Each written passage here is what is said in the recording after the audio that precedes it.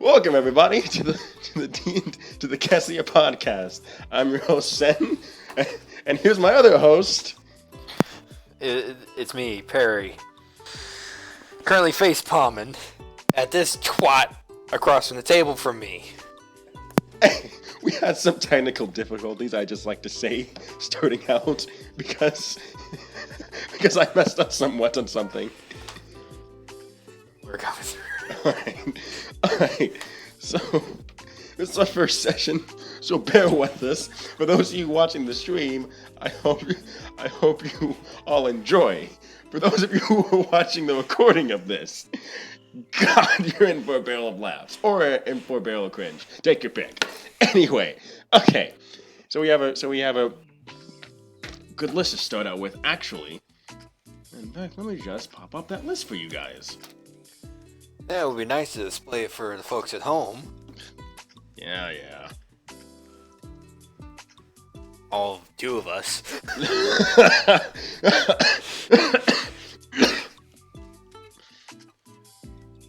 Yeah.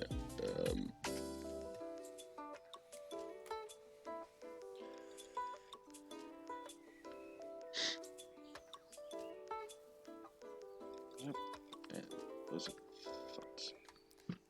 On screen here. Okay. There's only Empire and Onyx, so.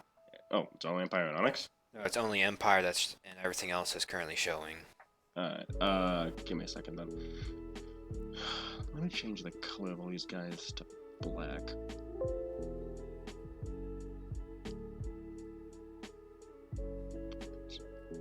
Let's see what's going on in mine. Yeah, I see. Oh, it shows the UA and stuff for me. Wait a minute. Okay, now I see it. Alright, so, starting off, we have the new Unearthed Arcana that released this week. And, well, I can safely say that this one's a bit weird, to be honest. So starting out with that, we have the College of Eloquence, which I'm going to read word for word here about what it says. Adherents of the College of Eloquence mastered the art of oratory. Persuasion is regarded as a high art, and a well-reasoned, well-respected, well-spoken argument often proves more powerful than objective truth. These bards wield a blend of logic and theatrical wordplay, winning over skeptics and detractors with logical arguments and plucking at heartstrings to appeal to the emotions of entire audiences. So, first thing I want to ask is, general overview, what do you think of this subclass? Okay, so the Bard subclass, the new Bard subclass. Based on my notes here, I give it sort of a net positive reception for me. Why is that? Well, okay. So, one thing, this archetype really lends itself to the standard, I'm a fucking bard, I'm fucking everything that moves. You want Monster Girl? Encyclopedia? We got your Monster Girl Encyclopedia. We got that here. So, alright, so, which is kind of a negative in my department. Reason being, it can kind of be memey if the bard is spending every waking second, banging whatever and causing orgies. But I think we know one player that would probably try and do that, don't we? Yes, we do. Actually, a couple. Oh God! Oh, that's right. Jesus, help us. But that I'm not gonna give it 100% knock because that's based on the player itself, not the class, not the archetype. But going down through my list, down through my notes here, which I should have made note of the exact abilities, but. Yeah, actually, in fact, we can start going into the specific stuff. So the first thing is, pull up on your computer if you want, is the universal speech. In fact, I can read it off for you if you like. Yes, bring that. You have gained the ability to speak and reason with any creature. As a bonus action, you can expend one of your uses of Bardic Inspiration. When you do so, roll your Bardic Inspiration die and choose a number of creatures within 60 feet of you that you can see equal to the roll.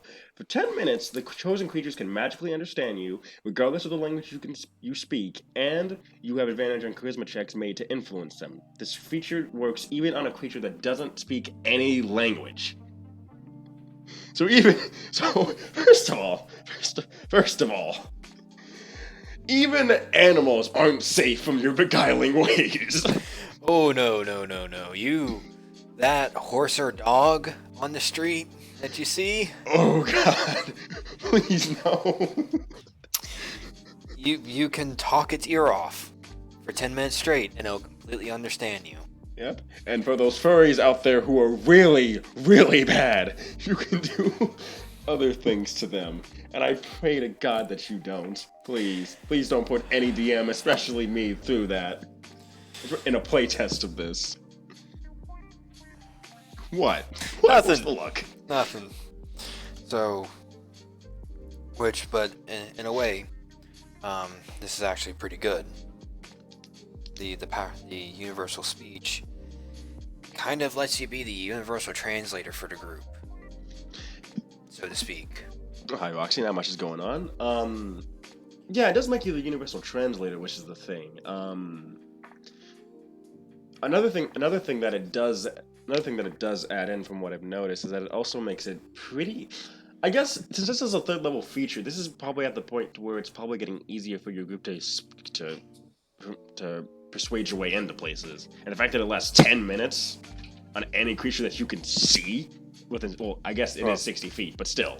Well, it's 60 feet plus whatever comes up on your Bardic Inspiration die.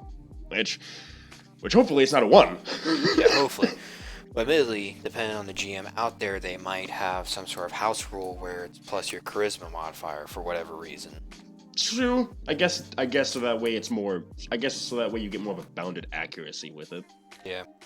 And which means they can go. Which means if you're starting at level 1 with, if you're starting at level 3 with this, you have a D6 inspiration die. Mm-hmm. So that's at least, so assuming that you'd have, well, let's just go max for sakes here.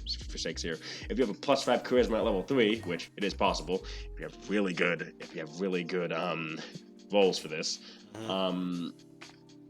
You start with either anywhere from a 6 to an 11 at level 3, and then if you go up max, which I think is a D10, I want to say.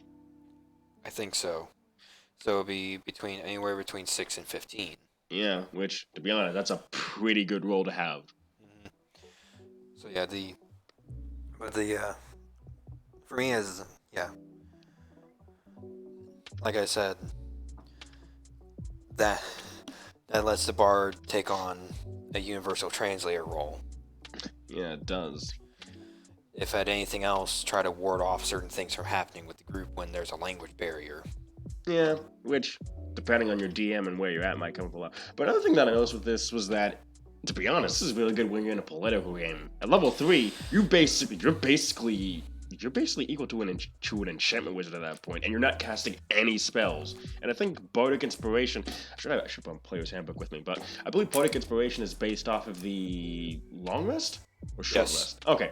So I guess technically it works. It would technically be similar to a spell, and actually have to get it back through a long rest. But at the same time, it's pretty much like you're getting a lot of people off of this, and advantage can mean a lot when it comes to rolls, especially when you have the modifiers to back it up. Oh yeah, and I do agree on this. On my notes here, this subclass really does lend itself to the political game. Yeah. To a political type game where maybe not per se backroom dealings and the sly kind of stuff you have to do in a political game, but more of the public speaking, needing to gain supporters, maintaining the supporters you have, stuff like that. Yeah. And even though this is written for, your inspiration die gives you so many individual people, this could also mean clusters of people. Oh yeah, definitely. It honestly depends on how the GM has crowds and has the some of his systems or whatnot for the rest of the world. True. Oh, if a GM design, to be honest, I feel like the perfect playtest for something like this is a political game. Yeah, which good thing to bring up the playtest. Yeah. One of the things that I made note of is, as a whole, this archetype is metered pretty well out of the gate. Yeah, it gives, yeah, like you get the ability to be able to, as a bonus action, to be able to persuade people that will get advantage on any charisma checks. So even if you don't have proficiency, it's like I still have a chance to do this. Which, as a bard, you should have some proficiencies in charisma already, but I think it depends on what type. If you're going straight, like you want to play that stereotypical bard, I would assume you would, even though that's a bad thing to do, I would assume that you'd have the entertainer background, which gives you proficiency in performance, musical instruments, and I don't know what the second one is, in fact, but I thought it would have been 2 charisma based skills. Yeah. And then you get 3 more in any of your type. And, well, keep in mind also, because of the way the rules are written for, like, there's a note in the background section, I believe, that says, hey, you can trade out dual, proficiencies and skills and stuff like that to, lessen and add to stuff. Yeah. And speaking of, you mentioned how I had a good toolbox starting out. Speaking of that, there's the second thing, Soothing Words, where they can cast calm illusions without expending a spell slot, and they can do this a number of times equal to the charisma modifier, and it comes back after a long rest. That's now 3 long rest based things that they have. They have their Bardic Inspiration with Universal Speech on top of that. They have their spell casting, and then they have calm emotions on top of that as well. Just taking a moment here, I'm gonna pull up D&D Beyond and double check that. Yeah, I have a 5e tools right here as well. So Bardic Inspiration. It goes up to a D12 Bardic Inspiration. Okay. So max is 17. Let me look at Bardic Inspiration real fast.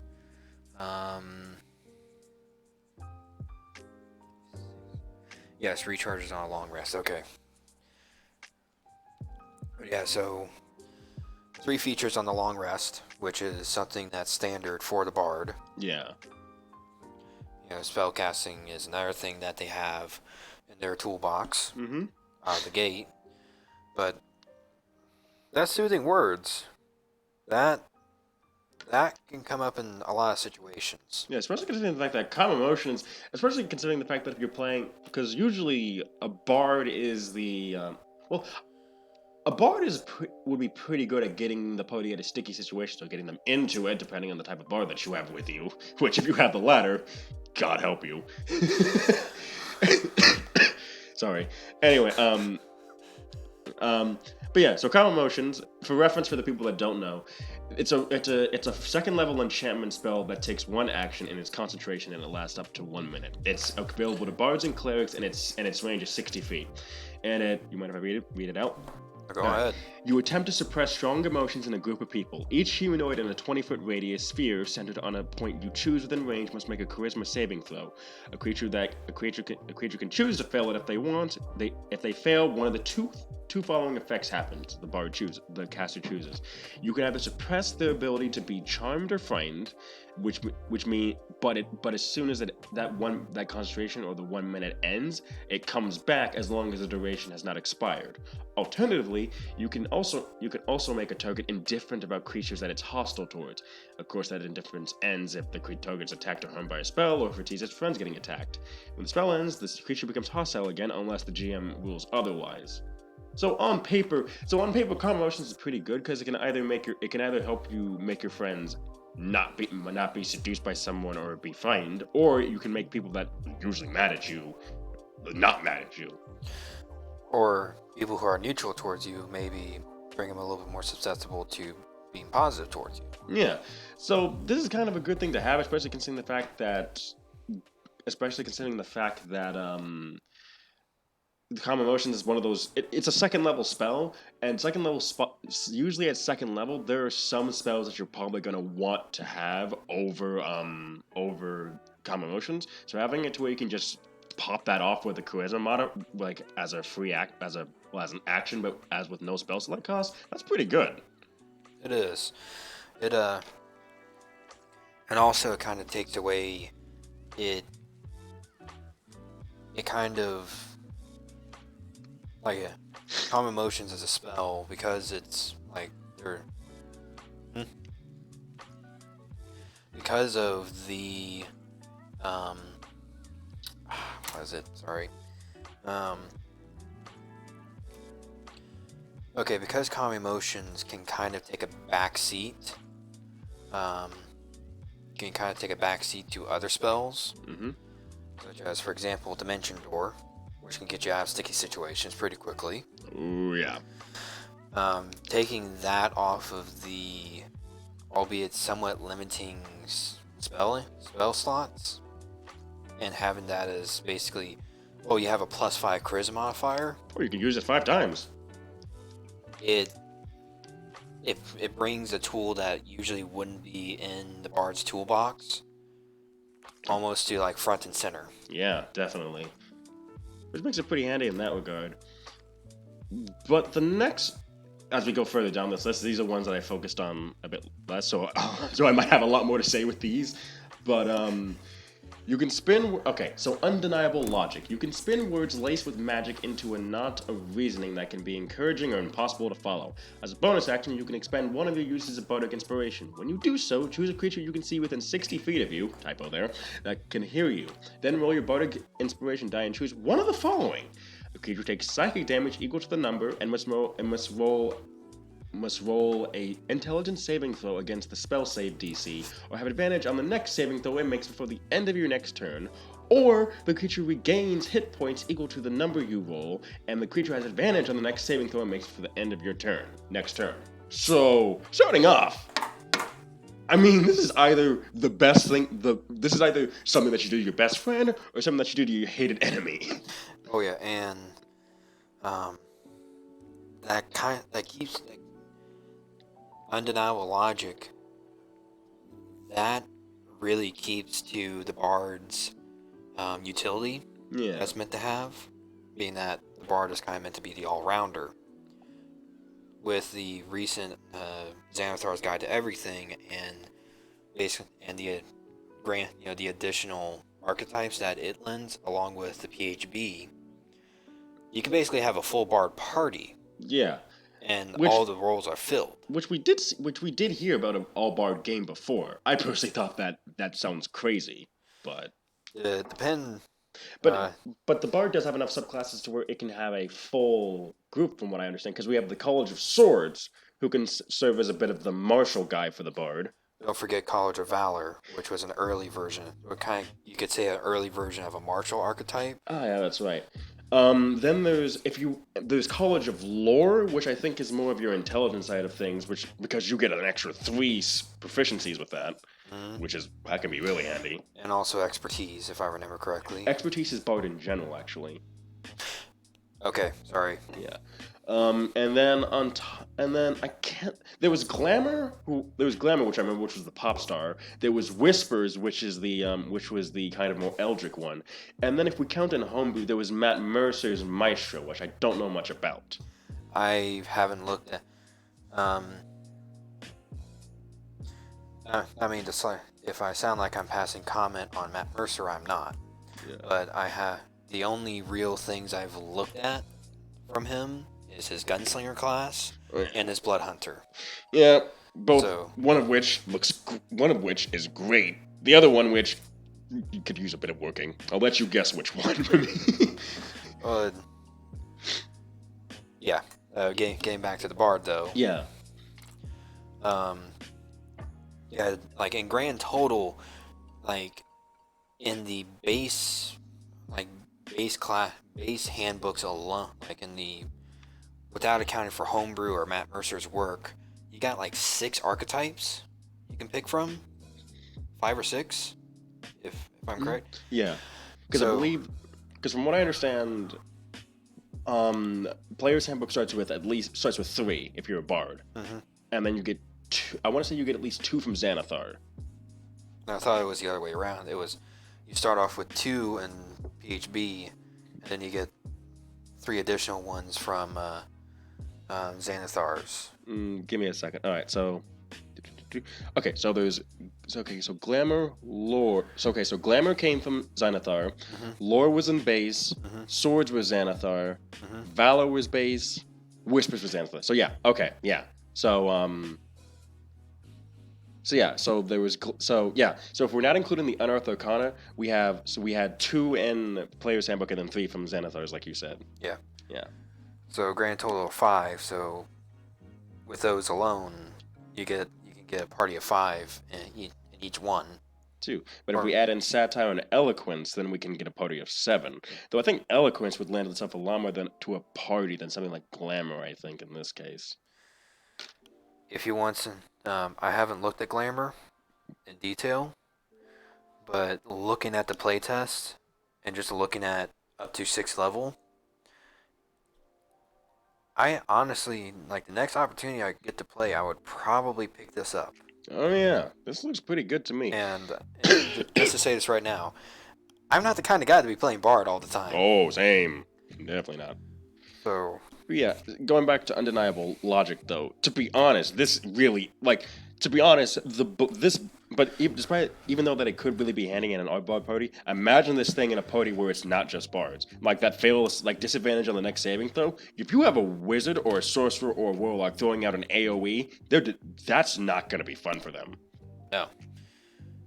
And to be honest, another thing on top of that is the psychic this kind of scales when it comes to fighting higher tier enemies, because since it's related to your spell save DC, if a high enough enemy fails this save and they have disadvantage on a saving throw, then you could basically just bring them down to your level.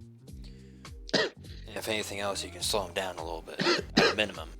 Yeah, and it doesn't say what type of saving throw either, which means this could be general saving throw. So you could be a spellcaster doing something. It could be a martial guy doing something. Just in general, if they get hit by something with a saving throw, it's a bad day for them. Sorry. And another thing is that since it's psychic damage, not many things are immune to that. I think the only thing that's immune to that is undead and some eldritch related beings, I want to say. Yes, not even the well, in the base handbook, not even the Totem Warrior Barbarian with the Bear Totem can absorb psychic. Yeah, that's the one thing that I think every DM's like, okay, I got something on the Barbarian. I can get him with this. Yeah. And also, I can't remember the Mystic has the ability to soak psychic, even though it can dish it out itself. No, it actually can't soak psychic. The only thing that it can get is, I believe at level 20, it's immune to non-magical bludgeoning, piercing, and slashing. That's the only thing it gets from my recollection. Okay. So unless there's some obscure case that we can't call at the top of our head, the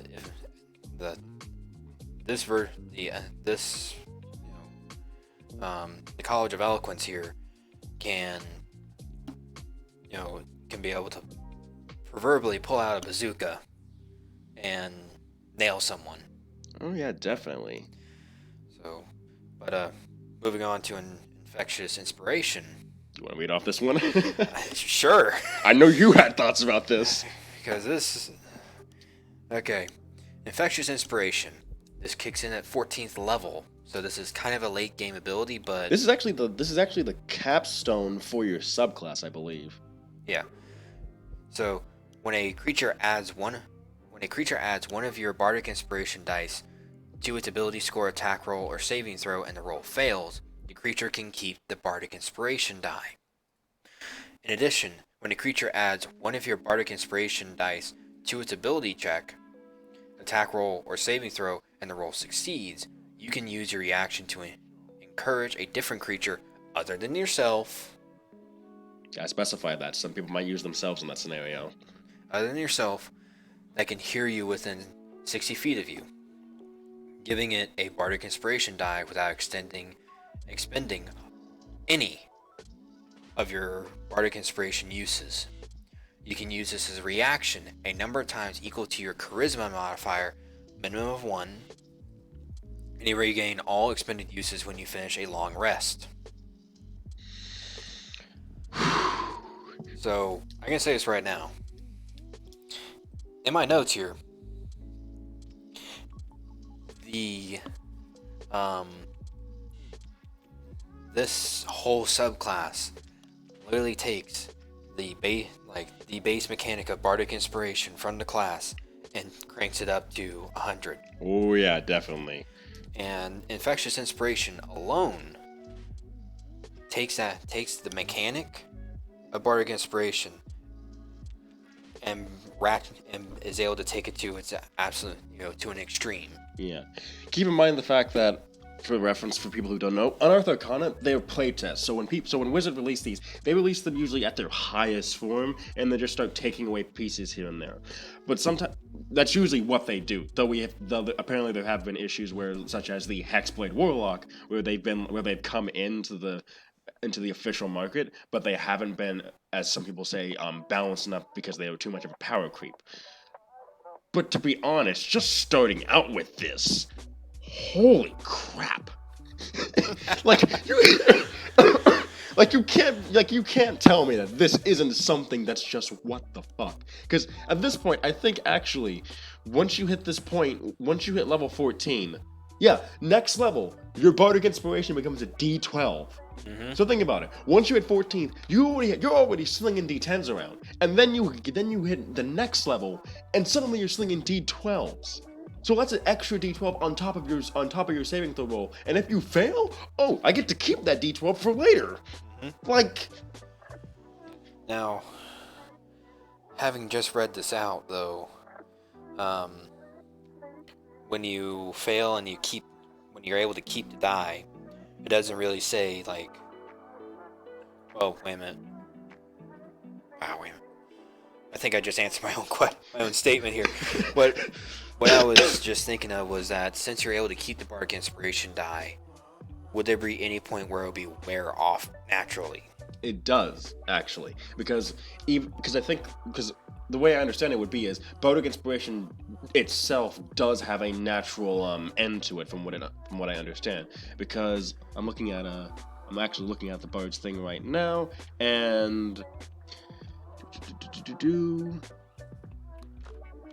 actually, yes, once within the next 10 minutes. Okay. So the Bardic Inspiration only lasts 10 minutes, but still, to be honest, 10 minutes. Well, this isn't combat. 10 minutes is a lifetime. If it's out of combat, even then, 10 minutes is enough time to do something. Yeah, or a number of things. Oh yeah. So,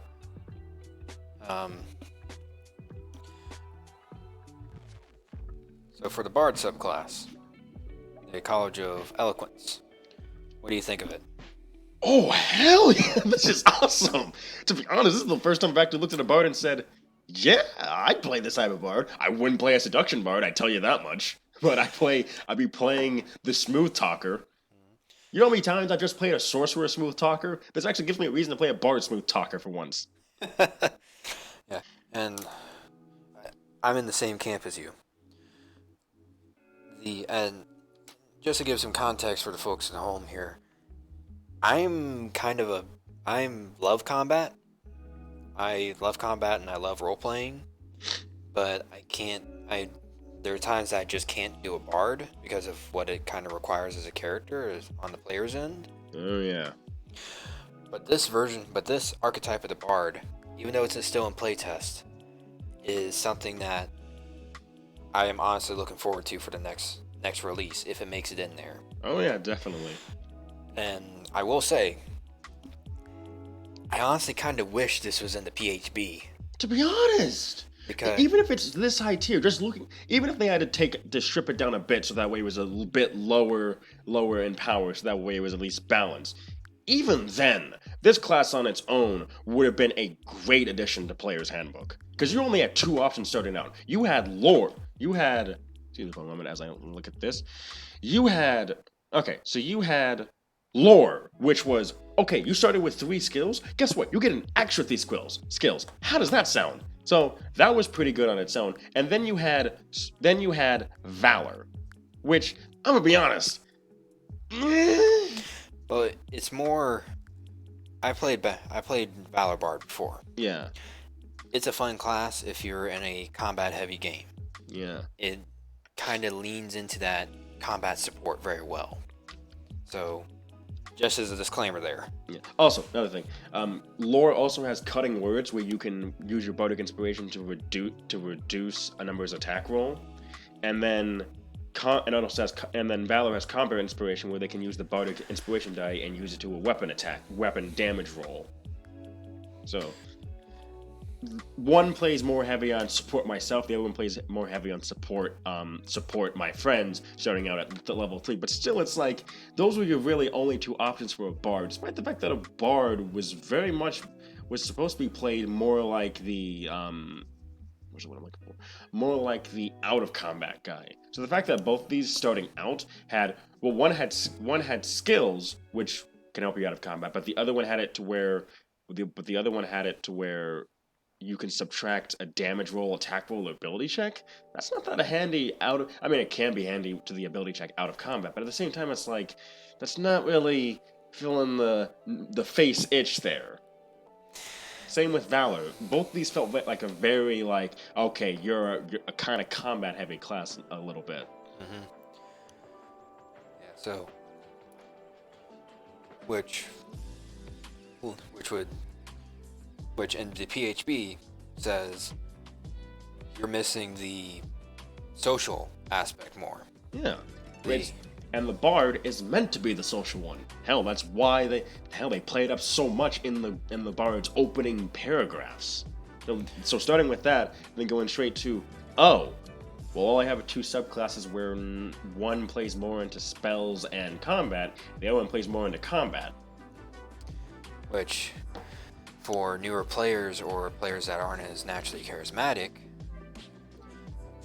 those who want to play a bard, it's kind of, I wouldn't say it would make it harder for them. But you're basically doing it yourself in a way. Mm-hmm. So, College of Eloquence gives that mechanical support that both veteran players and newer / inexperienced players would want to have in their games. To be honest, yeah. So, overall, I'd say Eloquence. I'm really hoping that the debuffs that it gets to it are not that heavy, because I don't want this subclass to lose that identity that it has. Because to be honest, this is the quintessential bard, I feel like, and whatever book this comes out in, this might be one of the most played bardic classes if it can keep this general theme to it, because basically it focuses on the inspiration die and cranks that thing up to 11, like you said. So I'm hoping that we get something good with this subclass. Yeah, I hope to be able to see it in release also. I know there's been some Unearthed Arcana that didn't make the cut for releases, and that's a damn shame. Yeah. Okay. Okay. Do you mind if I just... Okay, next up is the Oath of Heroine Paladin, or as I like to call it, the Chosen One. What were we going to say? Or, as I like to call it this past evening, the motherfucking shonen protagonist archetype. So for reference, the Oath of Heroism is an affirmation of a destined path, one laid out for you by divine hands. For whatever reason, a god or a group of gods has included you in their machinations. You are not a reluctant hero, but one who fully embraces the idea that great deeds are yours to achieve. You train diligently, sculpting your body and refining your skills so you're ready when destiny calls. The tenets of heroism. The tenets of the Oath of Heroism reflect a paladin's commitment to fulfilling their calling as a hero worthy of legend. Actions over words. Strive to be known by deeds, not words. Challenges are but tests. Every hardship serves to challenge your ability and harden your resolve. Embrace destiny. You didn't choose this path, but it's yours to walk, and it will carry you into legend. Hone the body. Like raw stone, your body must be worked so its potential can be realized. Okay, so starting off, boy, if you want to play, I'm gonna say this right now, if you want to play that guy, if you want to play I want to be the center of attention, this subclass is for you. Mm-hmm. Just from the flavor alone, it just screams main character syndrome. Yeah, and admittedly, it also kind of, this throws into the DM's hand a little bit. exactly what this paladin that's taken the oath of heroism is in for. Oh yeah, definitely. Because admittedly it might be a little bit railroady. They can also have a hell of a lot of fun just messing with the paladin. With the twists and turns that their quote-unquote destiny might have. Oh yeah, definitely. But all right. But next up, Well, okay. So starting out with the first thing that they get. So we have their oath spells, which that's the usual thing you just gotta start out with a paladin. So what do they get? 3rd level, Expeditious Retreat and Guiding Bolt. 5th level, Enhance Ability and Enthrall. 9th level, Haste and Protection from Energy. 13th level, Compulsion and Freedom of Movement. 17th level, Commune and Conjure Volley. First things first, Guiding Bolt? Are you kidding me with this? No. So what I'm hearing is, first off, 46 radiant damage at range, something that a paladin usually isn't that good with, mind you. No. And then if they hit, advantage on their next attack roll on top of that. Which also lets other party members take advantage. Pardon the pun. Take advantage of the situation. They just have the ability to just wail on them with that. I mean, to be honest, and 46 radiant, not many things are immune to that. That's basically a situation of whatever gets hit by that is not gonna have a fun time. And if, heaven forbid, it's vulnerable to radiant damage. Well, that's a range of 8 to 32 on a crit. Oh yeah. Especially if you have a good charisma modifier for the paladin, which I hope you do, considering the fact that that's your spell casting. Yeah. So then the other one, Expeditious Retreat. I mean, that's pretty handy, isn't it? Doesn't that affect your movement speed? In fact, I believe so. I actually saw a JoJo meme. Oh my god. Poking fun at this. Oath of Heroism, Expeditious Retreat. The name alone implies that it helps your movement, but it's meant for retreating. Yeah. Heroes don't usually retreat unless something really, really bad has happened. So what it lets them do is, up to 10 minutes as a bonus action, they can dash. Okay then. So what I'm hearing is that, that normal 30 feet? Guess what? It's now going up to 60. If you're the baseline with 30. If you're a dwarf, that goes up to, if you're a dwarf or shorter, you're probably going up to 40, and if you're a wood elf, you're going up to 70. Either way, you're going pretty far with this thing. Which, in both a offensive and a tactical withdrawal situation, it's pretty handy. Paladin, no, runs away. Yeah. So 3rd level. Pretty good suite right there, especially since the cleric at 1st level can get a hold of Guiding Bolt. And the only other divine spellcaster. Yeah. Enhance ability. Again, support based spell. Not pretty handy there. Can help a player even if it's themselves or others. And enthrall. That one's a bit weird. I'll be honest. A hero, like they're playing this up as the quintessential hero, and we have enthrall as one of its thing. Reference, by the way, enthrall is basically where an enemy has to make a wisdom saving throw. If they fail. Oh wait. Oh, I'm sorry. I'm an idiot. See, I see these words and I think one thing, but then I look it up and it's another. It's disadvantage on wisdom perception rolls made to perceive any other creature other than you until the spell ends or until the target can no longer seize you. Okay, never mind. Yeah, that plays front and center right into what the paladin's supposed to be. Tank, come hit me. Yeah, or if you don't have a bard in the party, face of the party. True. Or distraction, depends on how you see it. Definitely distraction. It's wisdom perception. I don't see that as being useful to anything besides distracting somebody. Which, admittedly, if you're a lawful good Oath of Heroes and Paladin, and the rest of your party is doing a B&E, on a factory or something behind you. It's like, oh, I'm technically not breaking the law. I'm just distracting this one person. Yeah. Or, oh, hello, officer. You clearly did not hear a musket going off inside of the factory right now. Oh no, hey, it's right here. You're fine. Don't worry. Oh, you just heard wailing screams of my friends in there screaming and shouting. Oh no, don't worry about it.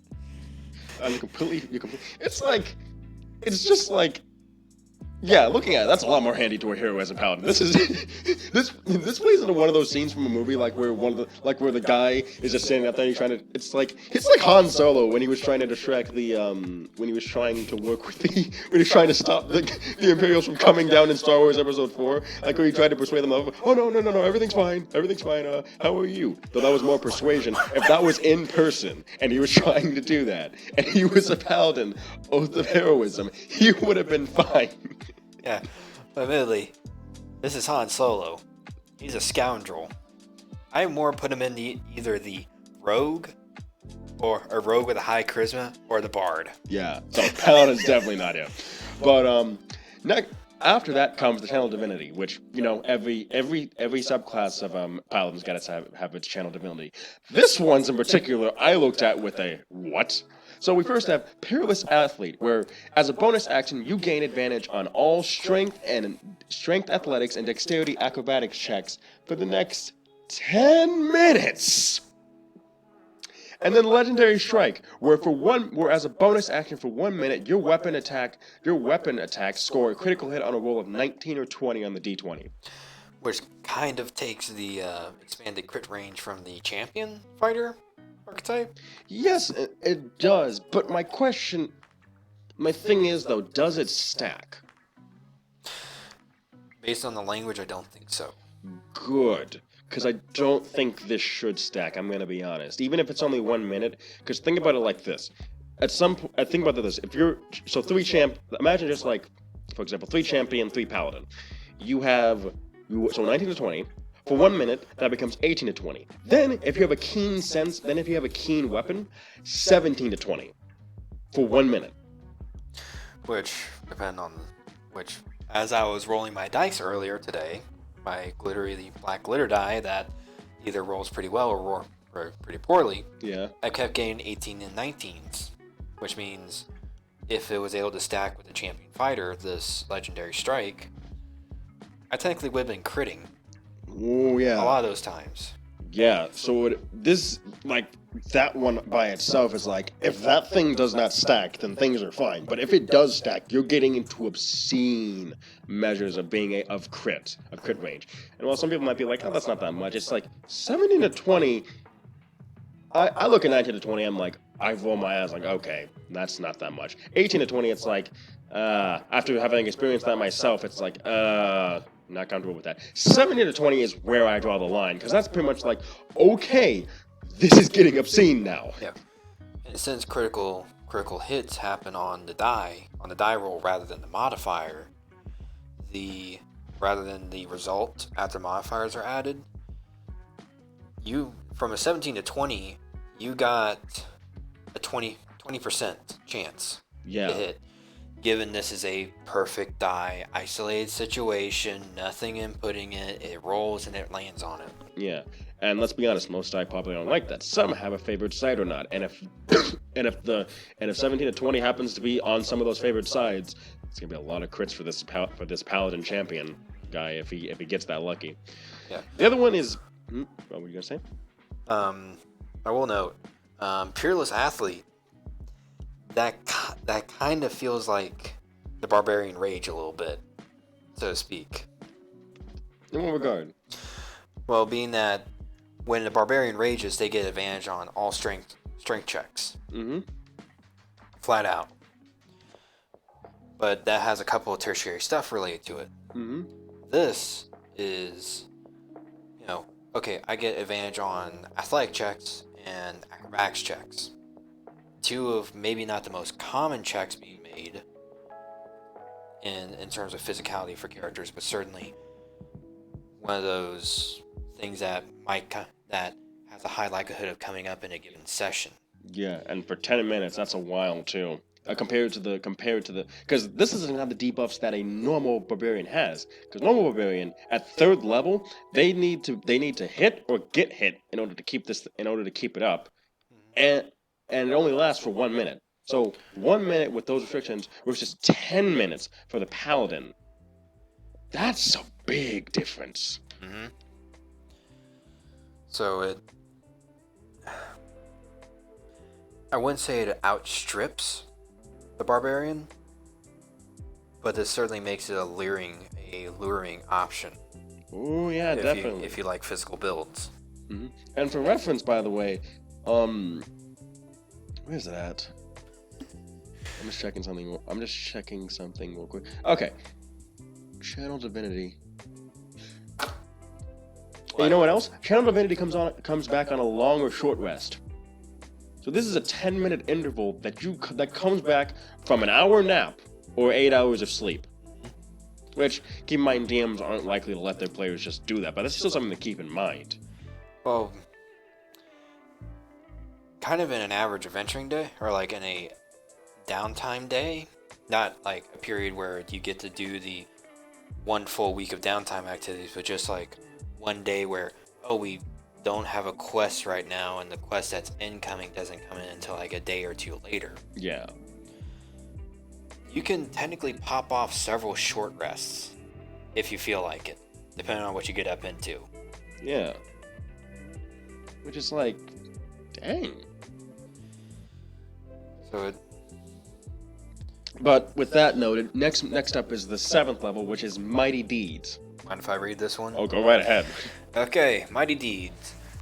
This starts to kick in at 7th level for this archetype. Your actions on the battlefield can supernaturally bolster your allies and demoralize your enemies. Whenever you score a critical hit or reduce a creature to 0 hit points, you can choose one or more creatures that you can see within 30 feet of you, up to a number equal to your charisma modifier, minimum of 1 creature. All of the chosen creatures are affected by one of the following effects of your choice. Option 1. The creature gains temporary hit points equal to 1d6 plus your charisma modifier, minimum of 1 temp HP. Option 2. The creature must succeed on a wisdom saving throw against your spell save DC, or be frightened of you until the start of your next turn. Once you use this feature, you can't use it again until the start of your next turn. So first off, this is where that runaway quit thing I mentioned before really becomes important. Cause frighten or temporary HP, that's a cascading effect real quick if you're just throwing off crits. So if you're able to, admittedly, crits theoretically only come up 5 to 10% of the time.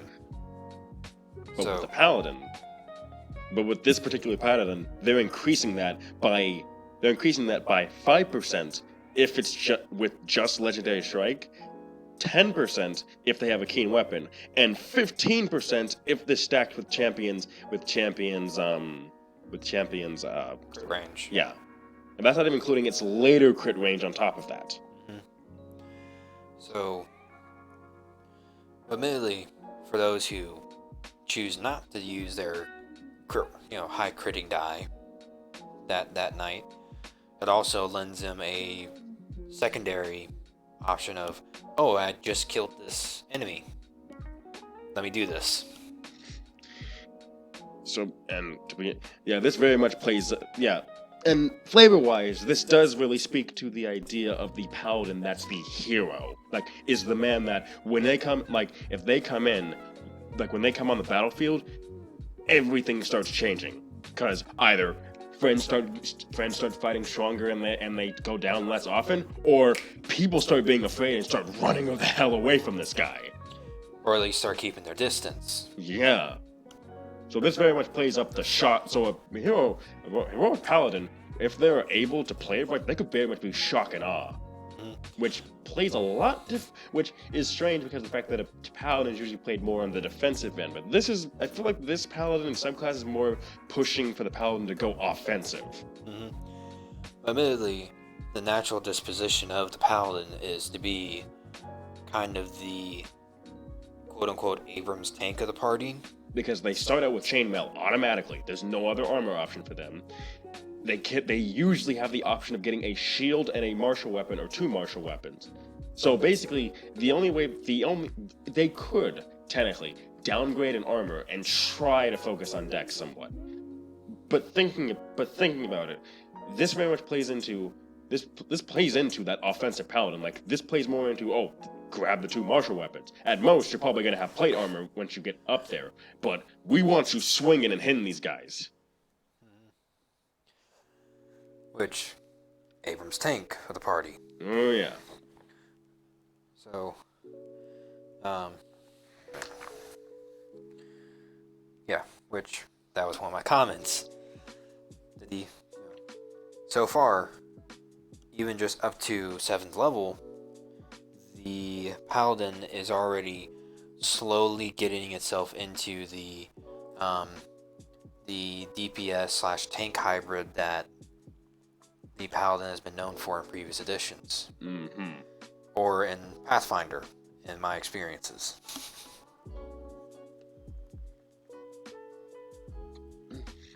I'm thinking, but yeah, it's just, oh no, it's like, and the funny thing is though, this stays around until the start of your next turn, which I'm just like, yeah, it really is cascading. But I don't have much else to say on in that regard. You got anything else?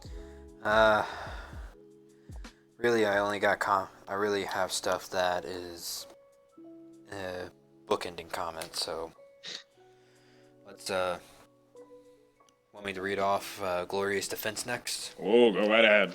Okay, Glorious Defense.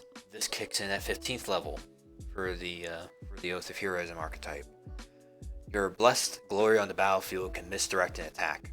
When a creature you can see hits you with an attack roll, you can use your reaction to gain a bonus to AC against the attack, potentially causing it to miss you. The bonus equals your charisma modifier, minimum of +1, because... Just in case you for some reason have a really bad charisma mod. Come on, man, if you're the paladin, you shouldn't be having this. Admittedly, I have played low charisma paladins, and those can be fun. True, but when it comes to your spellcasting, you're basically a nerd at that point. But continuing, if the attack misses, you can make one weapon attack against the attacker as part of this reaction. So, you remember how the barbarian used to be able to out AC the paladin without magic? Yeah, if you're playing in a situation where there's no magic armor, this actually does.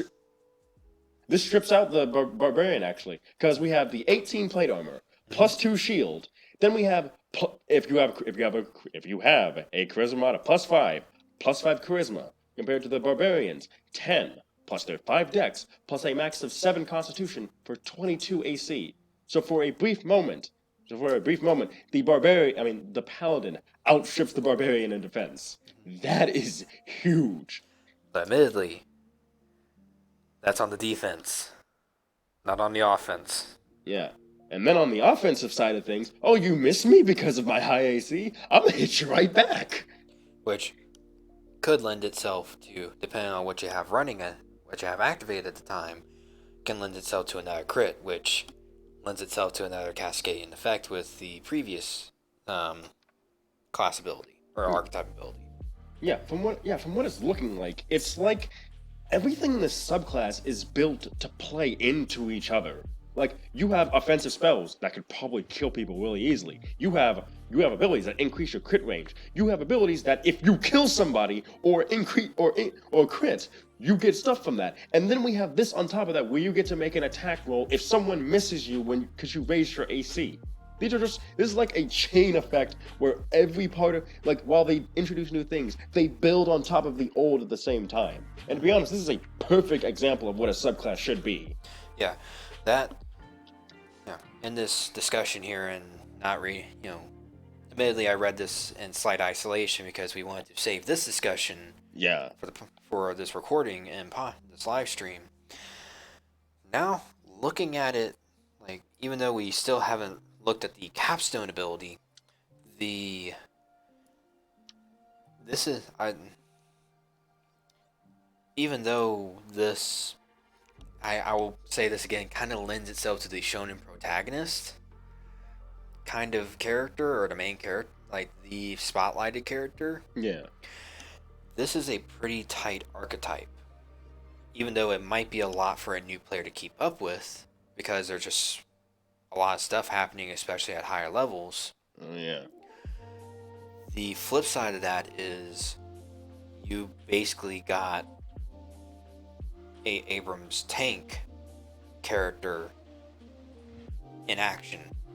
Something that even if it can't react as well as even if it can't react to something that just happened to it, it still has some of those it has stuff in it that once you get a chain of events rolling, you kind of start to snowball through the encounter. Oh, yeah, definitely. And then the capstone. Living myth. And man, does it live up to this. You can now empower yourself with the legends, whether true or exaggerated, told of your great deeds. As a bonus action, you gain the following benefits for 10 minutes. And we're really playing up the 10 minutes thing here. You are blessed with otherworldly comeliness, granting advantage on all charisma checks.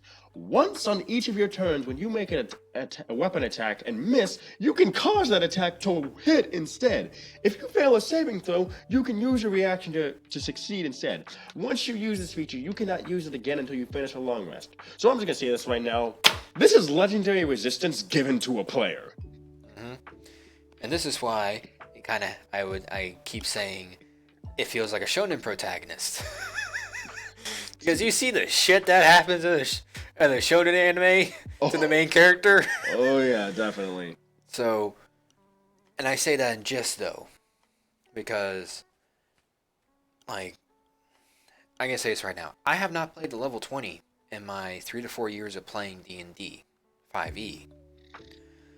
So I do not know what 20th level capstone looks like, especially after a long game. Or find out in Empire. Mm-hmm. Given that I can be given, well, that's a discussion for later. That's gonna be a little bit later in our stream here. So, but like looking at that, as you said, Shin, it's legendary resistance is handed to the player in all but name. Like, I remember I made a big deal of this before, but I'm gonna make a big deal of it again. So I hit instead. I hit instead. Okay, well it doesn't play into the crit area, but at least it plays into the oh, I reduce you to 0. Hey guys, temporary hit points. Fine, take your pick. And I'm gonna be honest, the critical check thing, That one's not that bad. I mean, level 20 capstone feature, that's really not that bad. At level 3, that's fuck. That's why I made a big deal for the Bard at level 3, because it lasted for 10 minutes, and it was at that level. At this level, at 20th level, well, that's basically a given. I'm fine with that. And hopefully, the Paladin has the charisma to back up that advantage. Mm-hmm. Which eventually, even if the character generation resulted in I wouldn't say mediocre, but not like a 14 or 15 charisma score, even after racial modifiers and the like, by 20th level you should be able to at least get to 18 or 20. Oh yeah, definitely. If you have magic items that grant more, bang. Basically golden at that point. No, but that is mileage may vary everywhere. True. So now I can start really saying all my stuff overview. Yeah, go ahead. So this is coming from me, Perry Folt, or Perry. I am not an award-winning designer or head of a complete division at a RPG publishing company like Mike Merles or whomever else put this together. But this part of me kind of starts feeling that the Oath of Heroism might kind of be the target of some nerfing happening here. Oh yeah, definitely. And that's the sad part right there. This is definitely not. This stuff ain't lasting through one plate. This stuff ain't lasting to the book. Some of this stuff is definitely getting stripped out or reduced quite a bit. Yeah, I more see reductions because because of this because of this archetype being so tight in of itself. If the designers aren't careful, not saying that they aren't already, if they don't take the time to really consider the survey answers from everyone, then we might, it kind of might be the case of, I hope this doesn't fall victim to being left on the cutting room floor. Yeah, because to be honest, this is the first time personally, I might be misremembering because for the other oaths, but this is the first time I'm really seeing a paladin that is really playing into the I want to hit like a truck. This is the guy who's like, okay, I want to play that paladin that's like all good and everything, but I want to be the hero. I see the barbarian over there. Oh, he's doing pretty good. Let me just come in and just steal his kill and go and just cause everything to just start going worse for the other side. Which. This is the commander right here. Mm-hmm. This is the commander.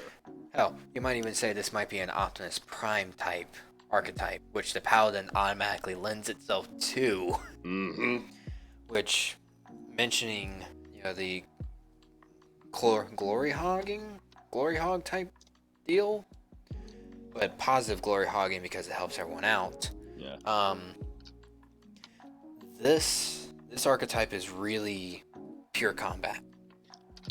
There's not a whole lot of stuff outside of combat aside from spells, and this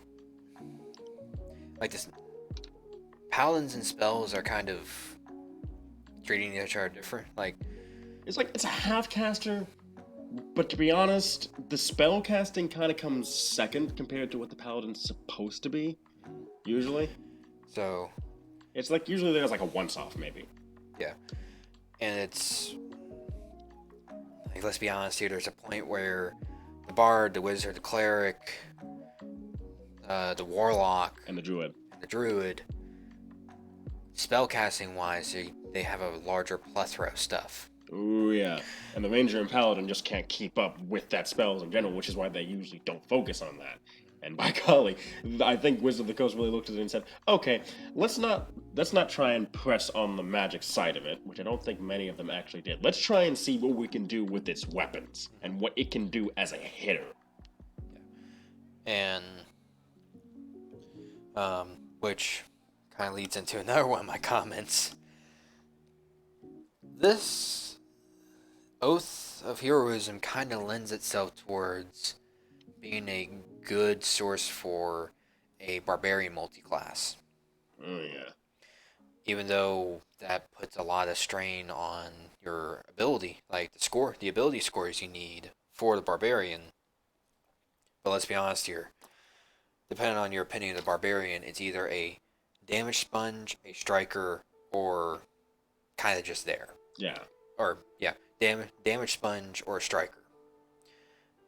So, like, if you have a high charisma, and it's like, okay, spellcasting ain't my thing, period. But all this other stuff kind of does lend itself more to combat. So, yeah. So, overall, all right, we kind of ripped into the Oath of Heroism here, but overall, okay, I'm gonna be honest. I find this thing funny, and I find it super awesome. But unlike the Bard, this one definitely, Wizards, watch this one. This is a subclass that you really need to fine tune. because the two likely outcomes of this are you're gonna nerf this into the ground, and it's gonna become basically boring and nothing like this, or you might let a little too much slip. And if that happens, this thing will kill some other ideas for parties for players that just want their most optimized build. Yeah. Or let's be honest here, Wizards' track record of fixing stuff. Okay. If people start commenting on this and like screaming at me, I'm pointing towards the Ranger, the Mystic. Yeah, the Ranger and the Mystic mainly. Mm-hmm. I've been playing the Mystic in a game. They're honestly pretty fun, especially at higher levels. But I would kind of like to see a Mystic, a full-on Mystic release, hopefully. And since Dark Sun is kind of in the pipeline, question mark, it might appear, it might not. Yeah. So, like, this Oath of Heroes and Paladin is pretty tight already. So fine-tuning it is likely what's going to happen, or it's going to be left on the cutting room floor. Yeah. But honestly, that leaves r/Unearthed Arcana to pick up the slack. And that becomes homebrew at that point. And homebrew is a wide plethora that's even wider than Wizards sometimes, but at least they're consistent and continuing to work with their stuff. Yeah. So, but aside from the possibility of this, aside from this oath having an unsure, because of its strength, a unsure future. Well, would you play this? Me? Yeah. My first character was a paladin. He was gonna be an Oath of Ancients paladin. Hell yeah, I play this. Yeah. And as someone who loves paladins himself, you've made enough of them. Oh, hey, come on. I'm just messing with them. For reference, by the way, this man, so he's played Roy, who is a paladin in his Pathfinder game, and has been brought into my D&D setting somewhat. He's played Beiji Fengbao, a paladin in my first game. This man is basically the paladin man. Heck, when we thought about what race and class would fit him the most, we decided that he would be a dragonborn paladin. So yes. So yeah, like, shamelessly, I'm like, as you can tell, paladins are your modus operandi. Yeah, if anything else, second to the barbarian to default to. Paladin is in there. Yeah. And I would honestly consider looking at this if the rest of my party was good with it, or the rest of my players were good with it, or I had a GM that could like keep it from really hogging the spotlight, even passively speaking. Yeah, because that's something you're gonna have to be careful with, because you don't want your other players to feel like there's no point in them being there. Especially if we have DPS, like other DPS builds in there. Mm-hmm. So, Alright, so next up on our... Okay, we're gonna take a break real quick, folks, because my friend Barry here has to go use the restroom, has to go get some water. Okay. No. I drank this earlier while I was doing homework. Alright, so we'll be right back, folks, but I'll be in chat in case any of you want to talk.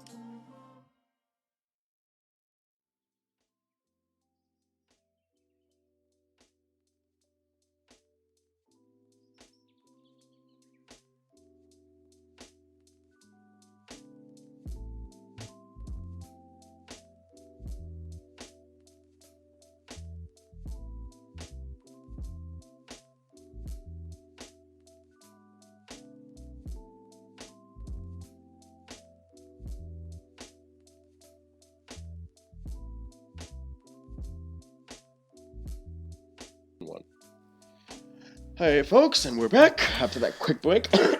Yeah, sorry about that. I drink way too much water for my own good. Alright, so next up on the docket. Okay, that was weird. Anyway, next up on. Okay, my browser's just being weird. I'm sorry about that. It's like my browser is like really being weird with this video, and it's like garbling up and turning green in some areas. So I'm not even gonna bother trying to open it on my end anymore. I'm just gonna leave that all on Perry's end. He's gonna let me know if you guys have anything in the comments. But anyway, going back to it. So next up is Onyx. What is Onyx? Well, for those of you who watch me on YouTube, Well, what? I was about to say there's buffering going on right now over here on the tester, but okay. I'm a player in Sen's Onyx game.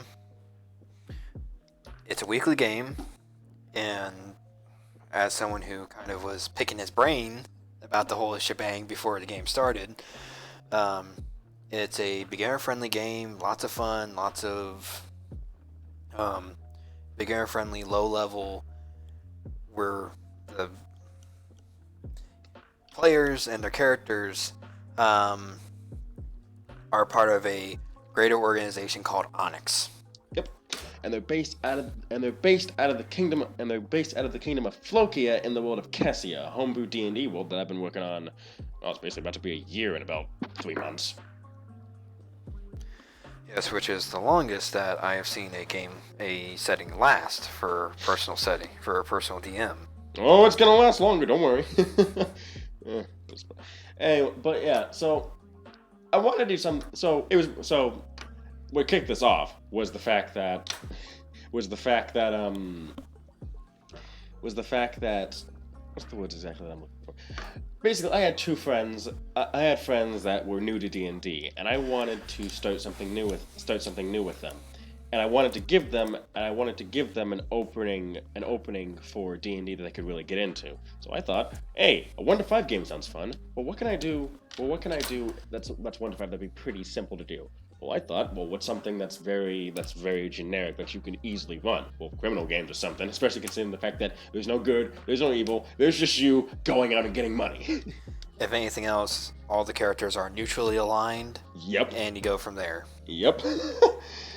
And so the story so far is, the starting party was made up of, actually, let's start out with our cast first. So we had Perry as Alston Fipnir Folker, who was a wizard, and he planned on his wizard being a divination wizard, kind of a gambler who could see the future and knew what his cards always had.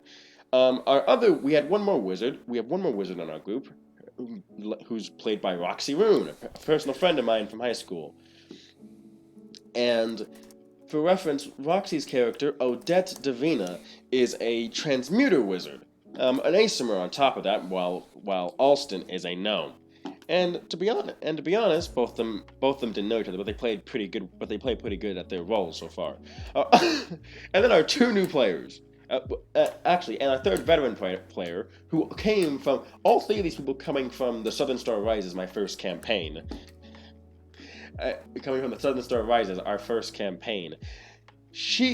Cookie, a personal friend of mine, as well. She plays. What? Nothing. Oh, the comment. Yeah, I got it.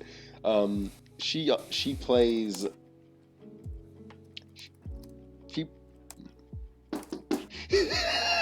Okay, it started out Shadow Sorcerer, correct? It started out Shadowcaster. Yeah. But then Cookie eventually flipped to a rogue? Yep, an inquisitive rogue, in fact, because she wanted a character who could be good at reading people. Which I thought was a pretty interesting idea, considering the fact that the Shadowcaster is a homebrew class, as it were, so it's kind of hit or miss on what you're getting with that. Which makes a lot of sense. And her character's name was Corey. Thank you. I had to check my teeth. That's bad. I'm so sorry, Cookie, if you're watching this. But yeah, her name was Corey. She's a kitsune who has a shadow elemental familiar named Trash. So that as a raccoon is now a weasel. Yep, folks, that's really what we have here. And then our two new players. Our two new players are there's Zephyr, whose character is August, whose name is August Wormcoat. He is a cleric of Glitter Gold. A trickery cleric, a chaotic neutral trickery cleric. And for those of you who have not played 5e, Glitter Gold is a lawful good trickery. God. And another thing, I think he's been the personal bane of Odette and Roxy, because he will do anything in his power, and bless this man for trying to convert people to worship Glitter Gold. It's at least 2 or 3 times a session that we get this. That I want to roll to see if I can convert anyone to Glitter Gold. And I have more persuasion on it, and it almost never works out. But I will give this to him. I will give this to the player and to the character. He has conviction. He does. Hell, I'll give him that much. This dude, oh my God, does he really want to convert people to Glitter Gold? In fact, one of the scenarios was even, one of my favorite moments was, he was talking to a kobold. For reference, in Forgotten Realms lore, and in my Kessia lore, Glitter Gold trapped the kobold god in a maze deep underground. Kobolds hate gnomes, and this deep gnome, cleric of Glitter Gold, tries to convert a kobold to the religion. So props for trying. Hilarious otherwise. I can't remember exactly what my character did in that moment. Did he facepalm? I think he did facepalm. Oh, that sounds Alston right there. So, and the other one, a friend of mine from high school as well, and a friend of Roxy's, Caliphone, whose character is Marion, a dragonborn by official standards, but backstory-wise, is a half dragon, half human. She's a barbarian, currently a totem warrior barbarian, but not the one you're thinking of. It's not bear, it's wolf, boys. Yep. I actually remember when I read out the list of stuff to her, and I said if you really wanted to go with something easy, bear would be the one. But she chose wolf, and to be honest, I'm happy about that, because my last experience with the barbarian was. And if you're in there, you know who you are. Your fighter champion, barbarian bear totem ass. God, I hate that so much. It was such a pain in the ass. Anyway, don't worry. I'm not angry at you. I love you, man, but still, that was annoying. Anyway, but yeah, yeah. So that's our main cast. We had a 6th player that was going to be incoming, but unfortunately that player missed too many sessions, so we had to let them go. He actually never showed up at all. I'm not saying the name out loud. Okay. But yes, and now we currently have a guest player in Carr, another member of the Shinobar party, who is playing. He's playing a Lizardfolk barbarian, Frenzy, and because of a little situation, he's given me, the DM, control over his frenzies. Which, for reference, Frenzy means that you get to attack as a bonus action every time while you're raging, but you also take a point of exhaustion once your rage ends. He can do that twice. He can do a frenzy once per rage. Yeah, I make sure to use that as much as I can just to mess with the guy, because it's just funny. And also for reference, Carr is also the GM for the Wheel of Time campaign that is Time is Ominous campaign, but but the Wheel of Time module. Yes. Okay, all right. For folks at home here, Carr was unaware that there is a fantasy novel series called Wheel of Time that is outstripped. That is basically outstripping the popularity of whatever our games can get. To be honest. So, but that's not a knock against him. It's just a little hilarity. Yeah. Okay, so getting back to the Onyx discussion though. Yeah. So main story. So that's our party. Main story wise. So basically what happened was they arrive at, so just to give a brief synopsis of all this, they arrive in Onyx, they meet with their leader, Zaggy Rebel Duster, who's a pretty good guy. he tells them to go out and collect some loans for him. You know, a la Thieves Guild from Skyrim. They do that, and they happen to run into a little group of Grey Dwarves and Bugbears known as Knight, who are causing a bit of trouble for them. As the situation, what were you gonna say, Perry? They're busting onto our turf, is what's happening. And to be honest,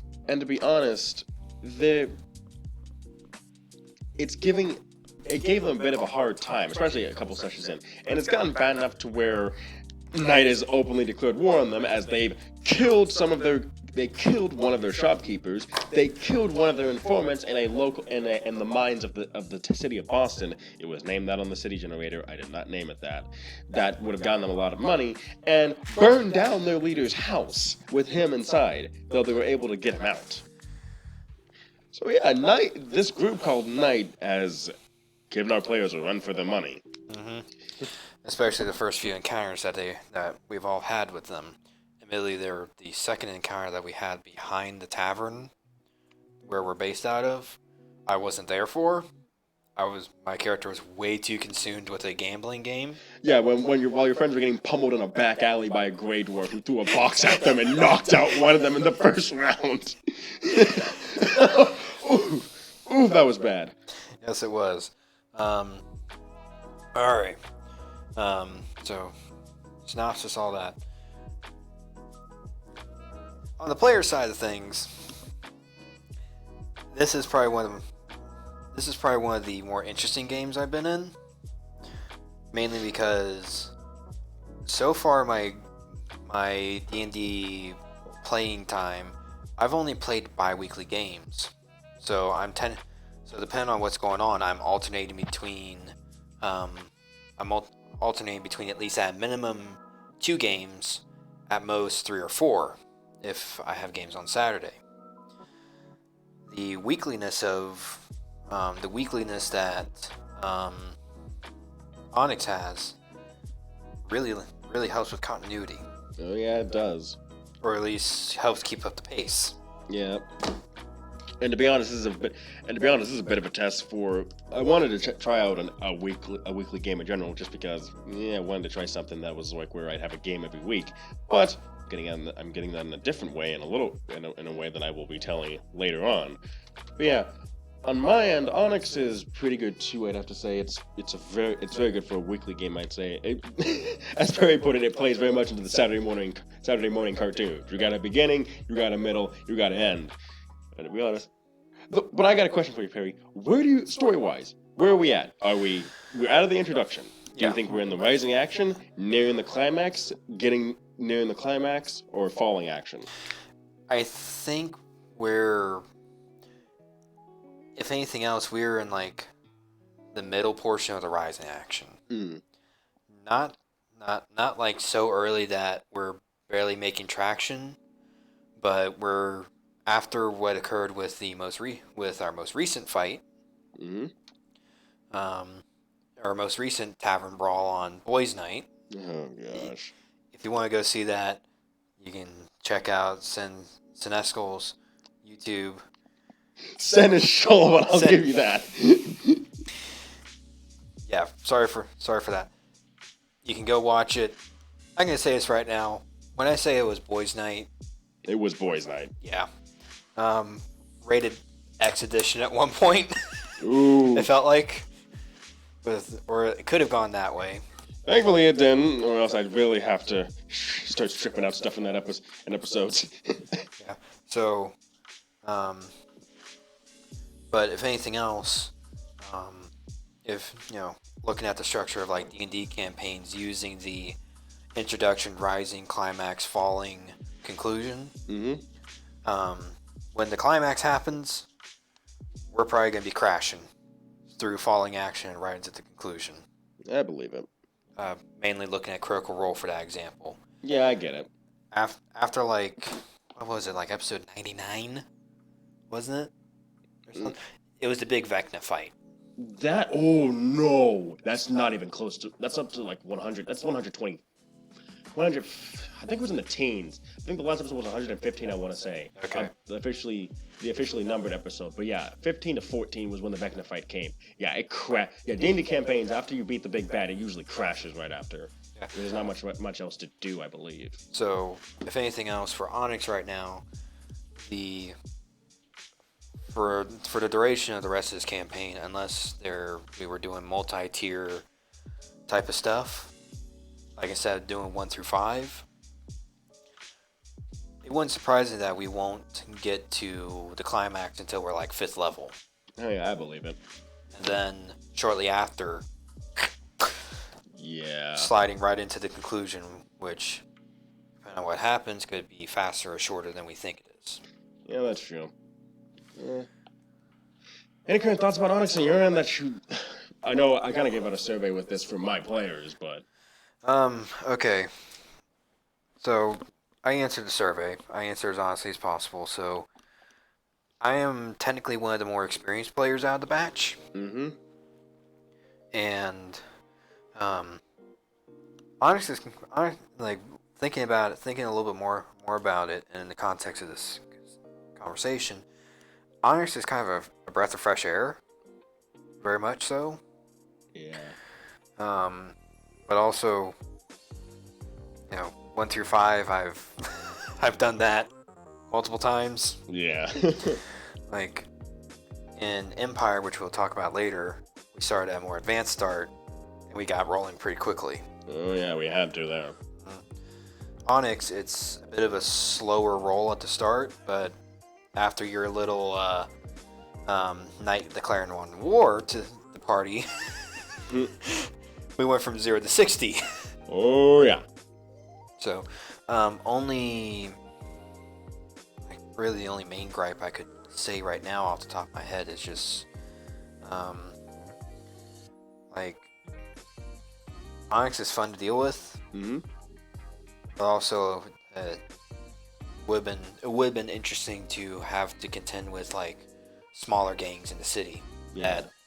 Like, even though Onyx technically owns Boston, they only own the important bits. Yeah. Like the stuff that they only need to keep themselves low to under the radar. Mm-hmm. Versus the Fifth Street Saints, or the Miami Bloods, or the Dover Boulevard Knockers. Yeah, I get you. Even just like for a little bit, contending with the almost the political game of different gangs and either eliminating them, pulling them into your fold, or pushing them out. Yeah. Could have been nice. Could have been interesting. Yeah, and for context for that, the way I looked at it was because I wanted to be like, you guys are like the top dogs.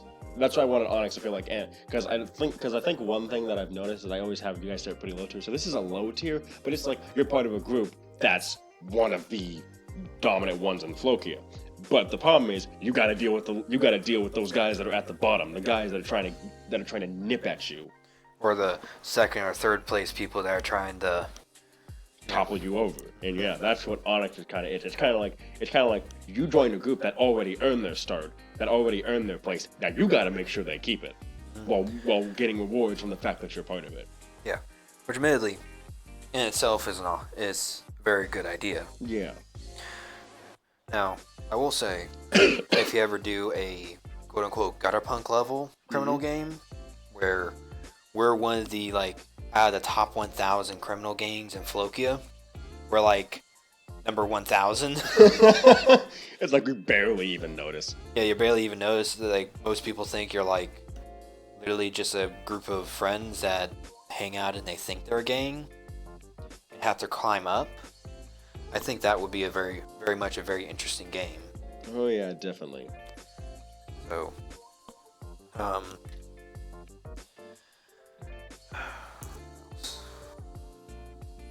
don't think there's really much else to say in terms of Onyx. I mean, if we had another player, and we could probably. Yeah, but it's just starting out, so we'll keep that noted for next time. But with that, now we move over. Now we move on to the next part of our little. Now we move on to the next part of our little discussion, which is my personal pride and joy, and the thing I've been working on for a while. In fact, it's been which is Empire. Which, for reference, I would like to say that Empire actually started way before Onyx. Like for those of you who don't know, Empire started back, and I want to say in July. I want to say. Okay, that's actually extends further back. During the month of April, after we did our 12-hour Ruby tabletop RPG session, which nearly killed me. And it killed all of us. There was kind of some ideas rolling around for a Game of Thrones political game. Like, I would say just quote-unquote Game of Thrones political game. Yeah. In your head. Mm-hmm. You expressed them to me, but you knew which country you wanted to do it with. You knew where, you kind of knew an idea what you wanted to do with it. But you kept the details pretty sparse. Yeah. And then I ran a little one-shot that from my department went horribly. My players like to say otherwise because they're my players. But, anyway, as I was saying, but basically the main thing of it being that, the players assassinated, or supposedly assassinated, or tried to, Marcus Ascianus Silanus, who is the Emperor of Lalus, an empire of dragons and dragon knights and half dragons. Oh my! Yeah. So Empire. It was because, as I said in that little vlog that I did a while back, Empire was kind of the response to me being unable to do a political game in Shinovar. Which, to be honest, thank goodness for that, because that party would not have done that well in the political. Well, two of them would have done well. Well, we had two smooth talkers, and then two. Yeah, I'm here to hit things. Yeah, but admittedly, the one I play, the one I'm here to hit things. In that one shot that we did, that is partially canon or canon for Beiji's backstory. Yeah. He was kind of a smooth talker himself. Yeah, it was. I'll give him that much. He definitely was. He didn't exactly butter up the queen of Shinovar as much as I would like to think. But he gave the fucking college try. He did. So that was the point of Empire. And with that one shot done, I had basically started basically kickstarted what was going to be the drive for Empire of Dragons. And then everything went down the hill from there. Oh, come on. I'm joking. So don't kick yourself like that. I'm joking. I'm actually liking what Onyx is. Let me make jokes at myself. Anyway, so first things first, it was gonna be 6 to 8 players. Yeah. We started out with 8 people, folks. And Perry was actually one of the starting ones. Okay, so with that, I'm going to talk about the cast of Empire. And for that, I'm actually glad I still have my notebook out, because to be honest, we have a full party there. I was about ready to dig that out for you. So going from the top of this, we have Cassius Clovis, played by our friend Picerius, or Smoot as we like to call him. Cassius Clovis is a artificer artillerist, which. Yeah, I get it. Unearthed Arcana, still testing it out, seeing how it's going. But it's incoming on Eberron though, so soon to be official. Which means we have to figure out what he loses and what he gains. Hey, sorry for interrupting. No, you're fine. He's a Tabaxi Sage artillerist artificer who comes from the northern province of Lalus, known as the Hansu province, which has a Chinese feel to it in a way. Cassius Clovis, despite having a Latin or Roman name, has a father that is Roman, which has the Roman culture, and a mother who is Hansu. So, yeah, there you go. There. Next up is Desolate Gorbloom, played by our resident friend Cookie, who is a half orc Oath of Ancients paladin. We're good. Yeah. Just keep going, sorry. But yeah, But yes, Desolate is actually a holdover from a past campaign that Cookie was in, that was DM'd by our personal friend Vice. But after that comes Desolo Carshire, played by Roxy Rune, and also Harry's doing the thing. Anyway, who's a wild mage sorcerer tiefling. Who was an urchin on top of that. He was a slave, who got enslaved in Capra and is now coming back home to find his family. Thank you for booing them, Perry. Hey. Also, our desolate person is also an inquisitor who's gone around killing some cultists that like sewing up people's mouths. So, after that comes Rupert Thaddeus Longbottom, who as of the current session is a Hexblade, is a Shadowblade Sorlock, which means he's a Hexblade Warlock and Shadow Sorcerer. I'm joking mostly, but he does get a bit. Kami, a friend of ours as well, does get a bit memey here and there. I would recount one of the many stories of Ruby, but I'm not sure if that would be appropriate for the recording. Oh yeah, let's not bring that up. But with that, but yeah, so there's Rupert Thaddeus Longbottom. He's a soldier. He's a hill dwarf, in fact, which resides in the western side of Laulis, which, funnily enough, dwarves are mainly in Flokia, and they are arch enemies with Laulis because Flokia is home of the giants. Laulis is home to the dragons. I think you know where this ends. Anyway, but yeah. So our Rupert boy, he's a soldier who used to serve in the Elysian military. But after a previous stint, he turned into a professor in a way at a military college. But he has a unique backstory that you can find out in the sessions if you wish to watch them. After that comes Sijian Krasin, played by Carr, who is a Clockwork Enforcer, a homebrew class that he's working on, and he's a kobold. Oh yeah, he has his own unique pistol too. It's a automatic pistol on top of that he barely uses. He's a kobold with a gun. Is that a kobold? He's got a gun! Get down! Sorry. Okay. We gotta play jokes at our own people's expense sometimes. Otherwise, it's not that funny. Alright, so. But after that come... Oh, he's also... I forgot in particular what background he was, but was he like a scholar or something? Or like I know his character's extremely greedy. His character's extremely greedy. He's a level he has a 20 in intelligence. Give me a second there. Yeah, his backstory was something very specific to him. I'm trying to remember exactly.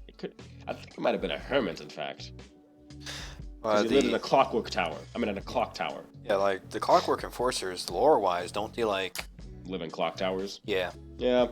Which, funnily enough, not much of them are in Romian territory because the goddess of dragon magic, Kariska, is not a fan of Amanor for trying to take away time magic from other people. So, Clockwork Enforcers aren't exactly liked by her. Picture A, clock tower still standing. Picture B, cruise missile took it out. A divine cruise missile took it out. More like picture B, burned to the ground.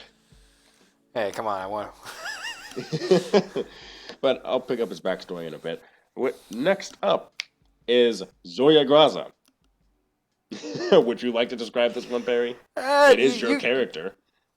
I want you to describe it first. Alright, so we got ourselves Perry's homebrew race here, the Wolf Neckos, first of all, who very much believe in this little goddess that he made named the Goddess of Innocence. Nothing major at all, nothing like major to the races, anything, just she's kind of there. I'm being extremely sarcastic right now. She is actually a major figure within some of the lore for both the wolf Nekkos, a little bit of the dragon Nekkos, the cat Nekkos in the setting. Yes, I just rattled off 3 fucking Nekko races. We're getting weeby up in here. Also, he wasn't back to Hermit. I called it. Anyway, but yeah, Zoya is an entertainer. To be exact, a gladiator. She's a level 7 zealot barbarian because of her little connection to innocence, as a matter of fact. And to be honest, he's probably one of the most worldly people I think exists out of this entire party. How so? She made the smart decision of grabbing a cleric. True. Yeah. I give a little bit of context to that decision here. Unlike Onyx, which uses the normal baked-in long rest, short rest rules, Empire uses a variant of the variant rule, gritty realism. The normal rule of gritty realism, the way it works is a short rest would take 8 hours, so kind of like a day.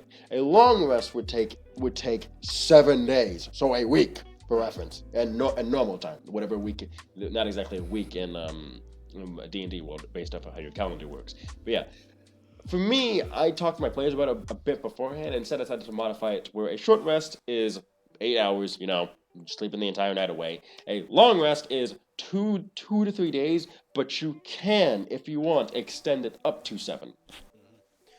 So, the decision to make a cleric, to grab a cleric and drag his poor little butt along with us, was a smart decision because starting out they had no core healer.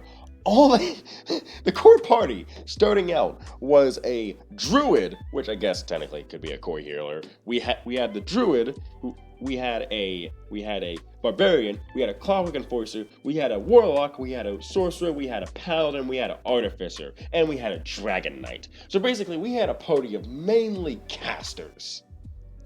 This was not gonna end well if they didn't get a healer somehow. marshals and casters. Yeah. And no healer to back him up. Would have ended badly. But yeah.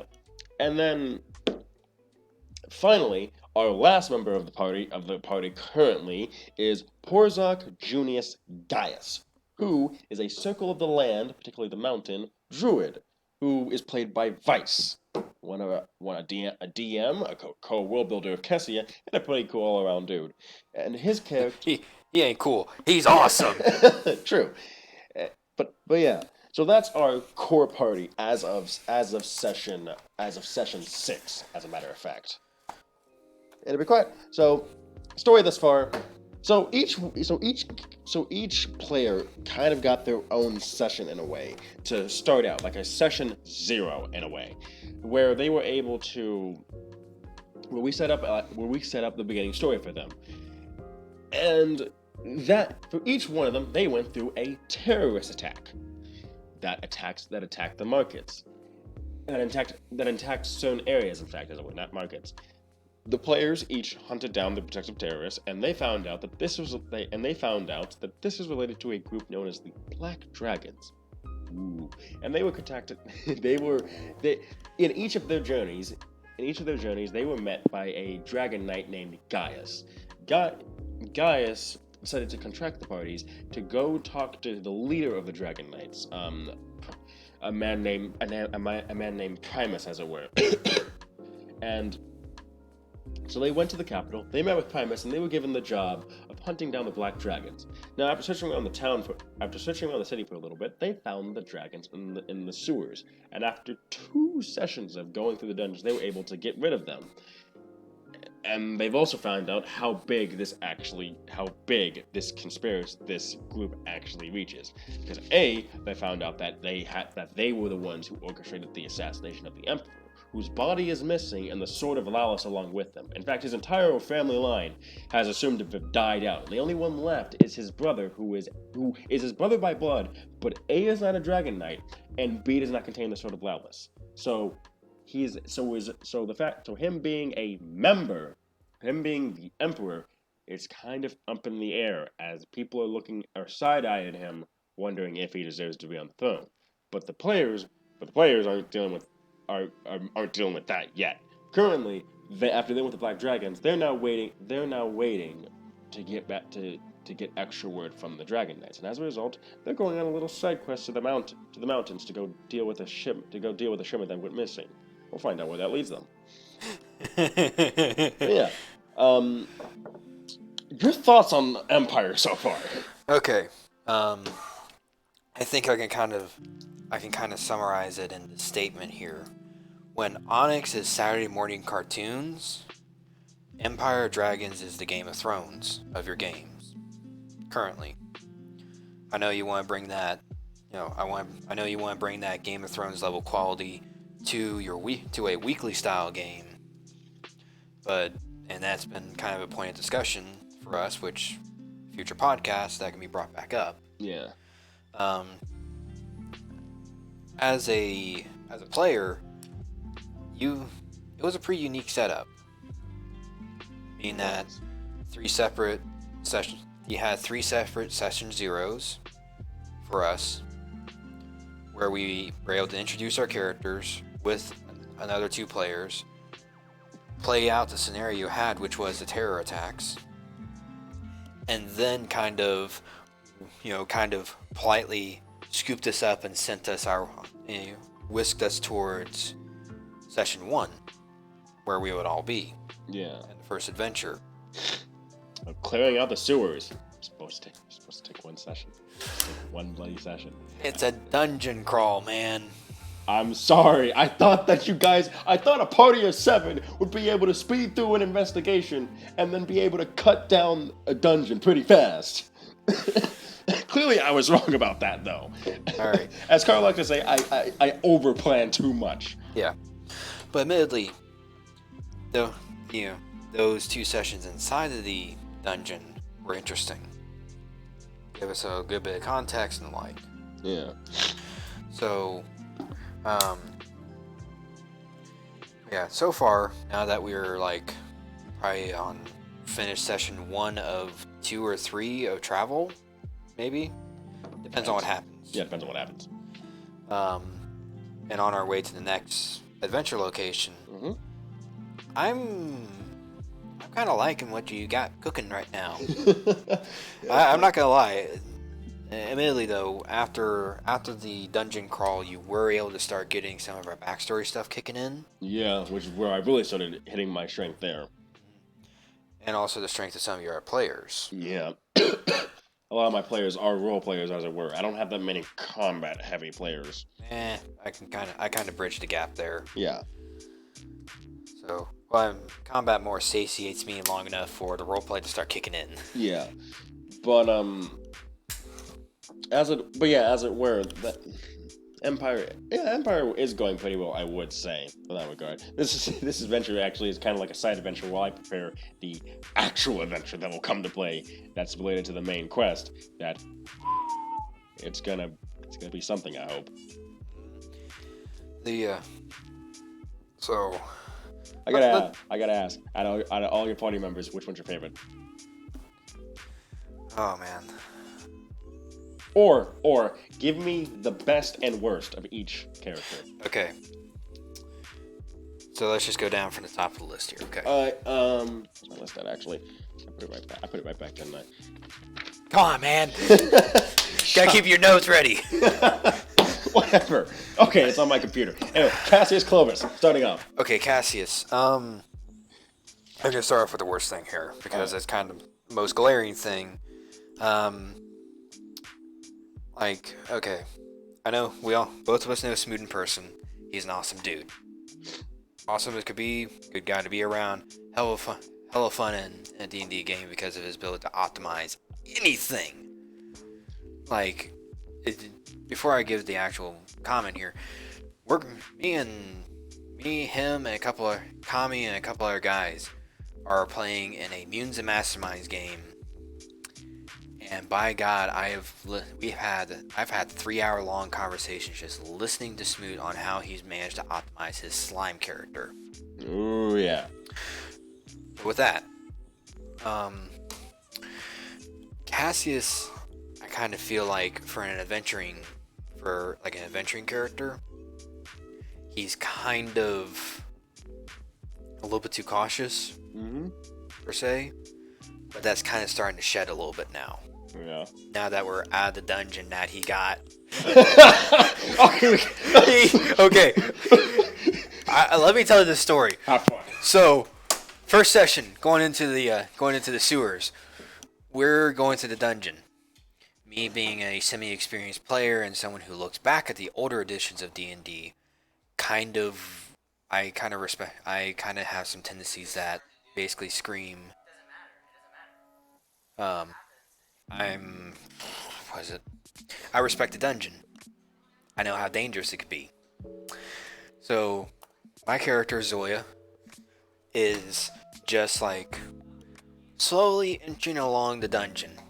She's a barbarian, she has lots of hit points, but she doesn't know what the traps are. So she's just slowly creeping along. Not her first rodeo with dungeons, but it's not, she can't just like gallivant through it and dodge everything, unlike a rogue. Well, Cassius, we get into this big old room, and he just walks straight out into the middle of it, and triggers a trapdoor and falls straight into a spike pit. That proceeds to seal shut right on top of him. Now, out of character, and where I'm sitting, I am trying not to die of laughter. I am dying of laughter. And by the way, this is session, I want to say 2. 2 officially. Yeah, this is session 2 officially, yeah. Yeah, I started numbering them after the session 0s were done, but yeah, this is session 2. I am dying. And Smoot is a salty, salty man. Understandably, because I did make the joke a bit too much on my end. Yeah, so, but now that we're out of the dungeon, I think he's starting to shed that a little bit. He's starting to be a little bit more comfortable with the adventuring period. Mm-hmm. He's not exactly like been thrown out. Yeah. Like the hero's journey, he's beyond the status quo has been disrupted. Yeah. So that's the only knock I can make to him now. But I will make a positive thing. His character, even though he doesn't do a whole lot, is still interesting. Being that he was a professor at the Heian school that got nailed. Guihei school. Sorry. He was a student there that was that was a scholar. He also did a little crafting business on the side. Yeah, so like if anything else, like if he just decides to up and quit adventuring one day, he can literally go back to teaching and doing enchanting on the side. Oh yeah, he can.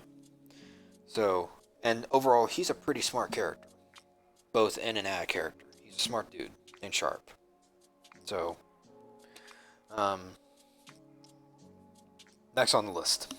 All right, next up is Desolate Gorebloom, or Desi, as we like to call them. Played by our resident player, Cookie. Our resident kick-ass Cookie who wants to kick my ass every time I kick her ass in D&D. So, a lot of kicking ass. All right, so I'm gonna get the positive out of the way here. Mm-hmm. They are a paladin. The reason why I say they is because non-binary pronouns are being used for the character. Even though we kind of slip up and say she or he or she on occasion because Cookie. Yeah, as we have a habit of slipping up with character genders by assuming that the players' genders. Yeah, so don't knock it against us here. We're college students. After a long week of studying and working and stuff like that, we just kind of want to play D&D. So, like, Paladin in my book, plus, and it's a Captain America Paladin. They play by their own ruls. Or moral code to the degree that will not get bent. I can definitely say that Desi is a character that I'm gonna love seeing more of. And every time Desi's in the D&D game and Cookie does that voice, I love it every time. Her voice is one of the best things about Desi.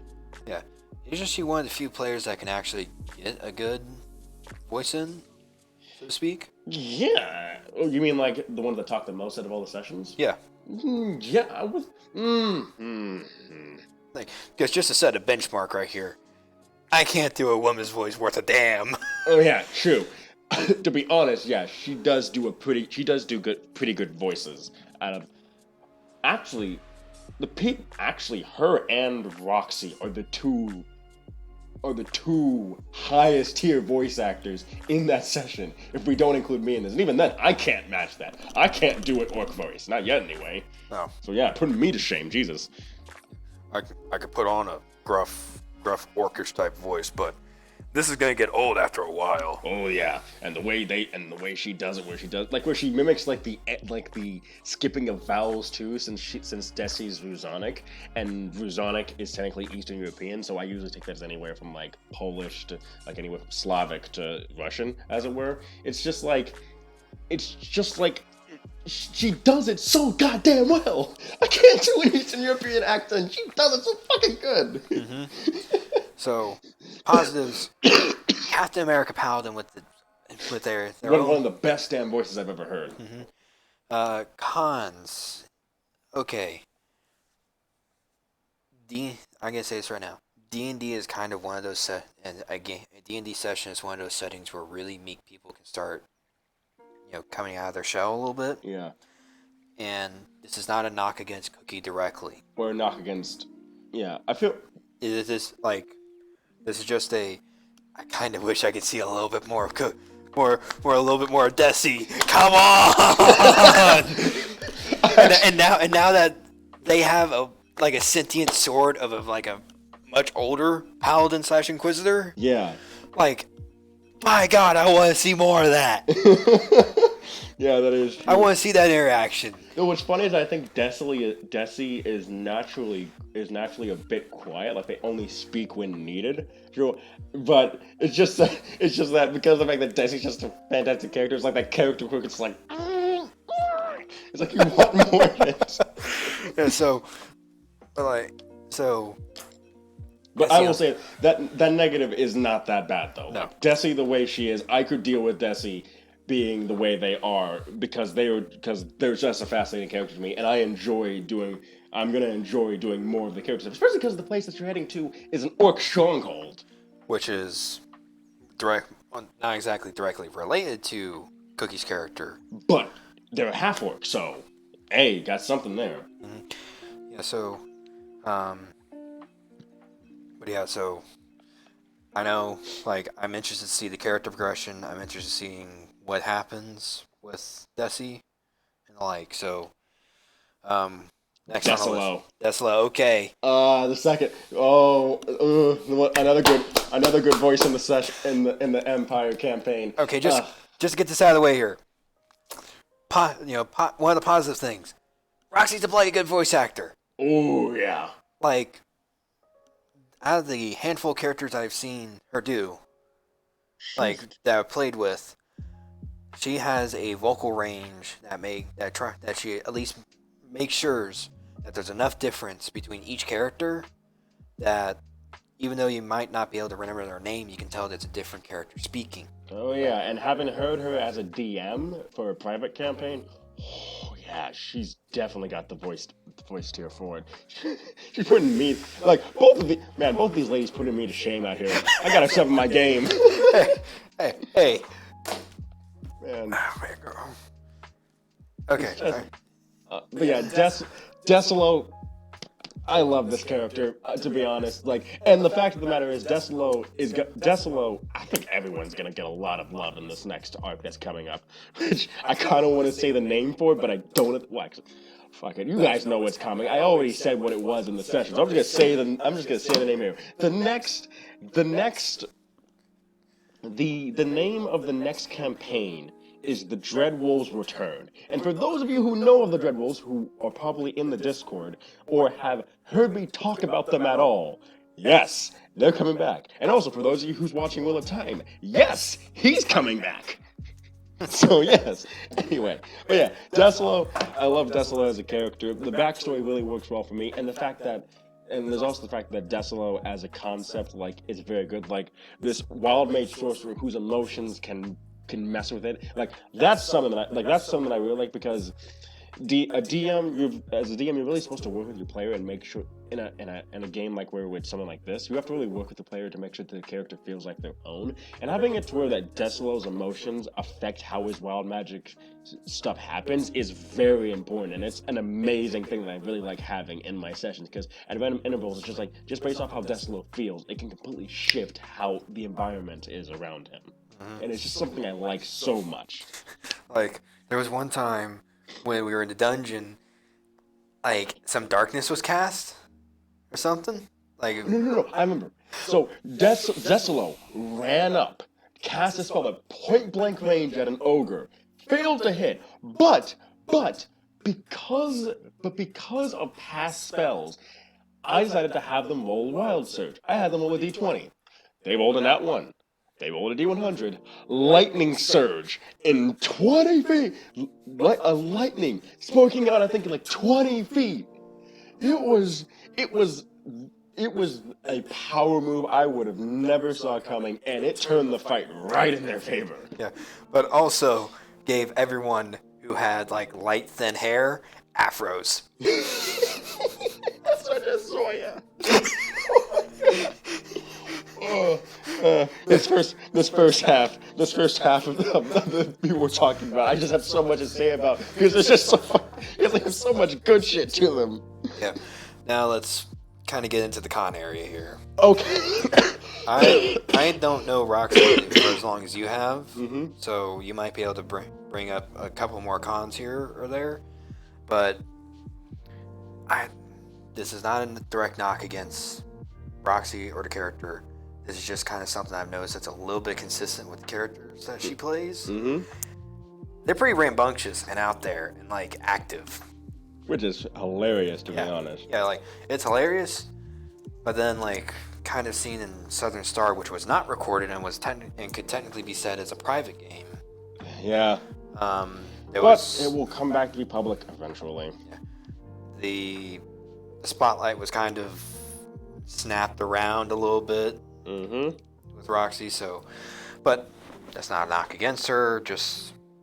Yeah, it's just like, to be honest, if at all the cons we say about this, know that we mean nothing by it at all. It's just something that we noticed. And if you guys don't want to, don't change them if you don't want to. Like, I'm fine with your characters the way they are. It's just something that I or Perry has noticed. Yeah. Like, don't mean anything by it at all. And okay, just to give a little bit extra context, Roxy's character Penn, which was in the Shinovar game, was a bard.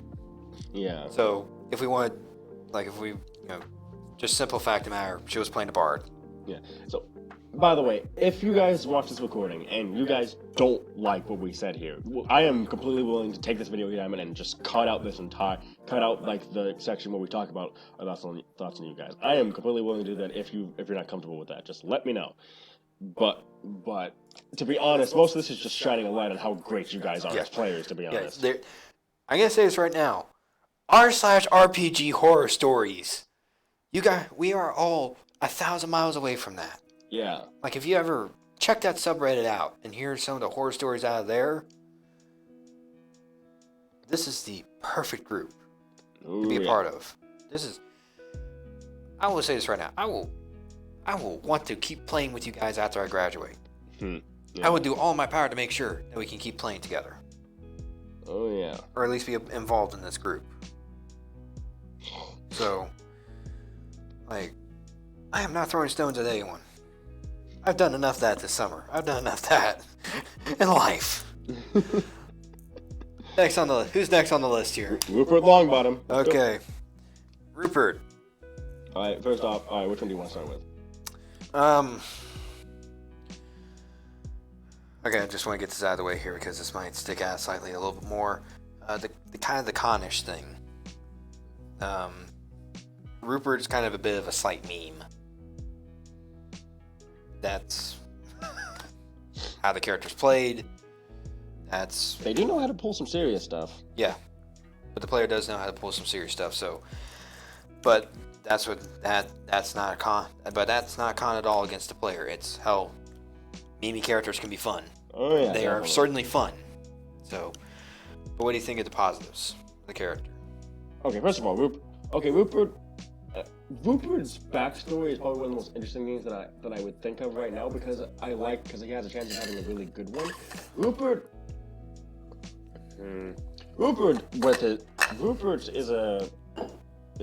is a really good role player in how he's doing right now with Raven Edge, yeah. And to be honest, the more that we've gotten to see Rupert roleplay more, he is getting more out there and becoming his own. And to be honest, I love his interaction with Desi and Zoya, just because the three of them together is just so fucking awesome. Yeah. What? When Kami and Rupert, and by extension Rupert and by extension Kami, when he got Raven's Edge, I think that kind of opened up a new avenue that he hasn't encountered before as a player. That is true. I think so. And that has really helped make his make some really interesting character interactions. Yeah. Namely, between him and Cassius. And Raven Edge threatening them both. I love Rupert. I love Rupert so much. I might not show it sometimes, but man, Rupert's just fun to be around sometimes. Yeah, so like as long as he doesn't go coffee lock, we're good. For the folks at home, let's put some context to this. Coffee lock. What's a coffee lock? Okay, so the sorcerer has a special ability where at level 2 they get. Oh, he can't yet because he's at level 2. Anyway. Wait a minute. What? So sorcerer at level 2 unlocks sorcery points where they're able to use sorcery points to create new spell slots, or they can break them down and create new ones. Thing about a warlock is there are warlock specific spell slots. They can break those down, turn them into sorcerer spell slots, and put them back. And they lose them once they take a long rest. However, take a short rest, you get your warlock ones back. So you can continuously break those down, continuously make new spell slots, new sorcerer spell slots, and just keep refitting it back in. Keep in mind, I finally realized the reason why he hasn't done this yet, it's because he's a level 1 sorcerer, not a level 2. So we'll see if that happens once he hits level 2. If it does, whatever, it's not that bad. It means you guys get more spells at the ready. And besides, he'll only have access to first level sorcerer spells as a result. Which admittedly, in the setup of the Empire game so far, is like with it being the short rest is 8 hours, long rest is 2 to 7 days. Yeah. Like having access to the ability to just simply recycle spell slots for more potent, or at least a larger plethora of spells versus the warlock is honestly a pretty good strategy. Yeah, it is. Like, even though it could run away on everyone, when it run away, it could happen at a time when we really need it. That is true. So, next up is CGI Krasn. Car. Okay, Kobold Boy. First of all, Hawk Enforcer. Man, that class. I would say that class is pretty fun to see work. But my thing is that I would say that there's some stuff that probably needs to get worked here and there. Particularly, I remember how he kept spamming Splitting Hydra and how that would just lay waste to enemies in the distance. And for those of you who have watched the sessions, you know exactly what I mean when people get hit by Splitting Hydra. But yeah, Krasn as a character, I like his interactions with Desi and Desolo. Both the Des. this kobold likes the Deses. Anyway, But yeah, I say Krasn is a very unique character. In fact, he's trying not to be the mascot of the group, and he, which is how a kobold is usually played, actually. But to be honest, Krasn really isn't the mascot of the group. But I would say that Carr plays his character very well. What's funny is that he's a 20 int who barely knows the world around him. So it's. But admittedly, that lends into his hermit background pretty well. Yeah, where he stayed in a clock tower most of his life. Well, recently, I mean. But yeah, Krasn as a character, I really like him. I really like his roleplay and everything, and I can't say much right now, funnily enough, which might look bad on my end, but to be honest, I might not be able to say as much, but I still like Krasn all the same when it comes to like how he acts and how Carr does him. Yeah.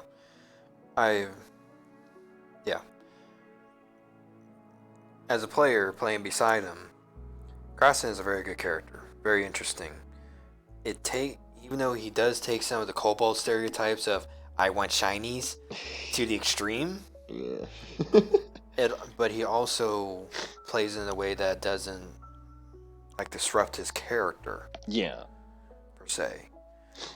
Even though sometimes he kind of does fall into the overly cautious moments, which can be head scratching. It still makes a lot of sense to his character in the context of the situation and his backstory. Yeah. Any con? Really, the only con I could think of is cautiousness, but that will just eventually go away with time. Yeah, that's true. So, not really a con. I guess we can't really say much about Porzak, really, since we only had him for 2 sessions. 2 sessions. Technically 3, because yeah, you're right. He wasn't there for the one shot or his. He was there in his own session 0, but you've only had experience with him for 2. Unless you have some pros and cons you want to say. I do, but I want to hear. But okay, just to give you some context into the World Builder Society the Society of Kessian World Builders. We had a bit of a conversation where Vice was kind of, I wouldn't say doubting himself, but there was he was kind of knocking himself. He was kind of knocking himself unfairly. Porzak, and Vice, and by extension Porzak, is probably one of the best role players I've seen. He takes the hippie druid who smokes halfling leaf, basically a bloody flower child hippie from the 60s and 70s, and makes it interesting. Oh my gosh. He honestly enough brings in like a scholarly air that isn't normally seen in druids. Yet at the same time, it's puff puff. We got Gandalf off in here. Yeah, Gandalf is happening up in here. So, like, and then by extension, like, he has the ability, like, I have an ability as both a GM and as a player to kind of ad hoc roleplay something in. He can do this every day and every second. Within reason, though, because there's a certain point where you start ripping your hair out because he keeps spouting stuff off. Nah, he's fine with that. I really don't. Yeah, I just make sure to make sure other people get word in. But I guess that only technically leaves you here. Okay. I want to hear your comments about this. Come on, lay it into me. If you're gonna rip it to anyone, rip it into me. Bro. Zoya is another one of your good characters. You know how to play a rageaholic barbarian who doesn't take shit from anyone. And goddamn does she not take shit. But at the same time, god damn it, man, we gotta get you into somebody that's not a parry. We gotta make you play someone that's not you. Okay, alright.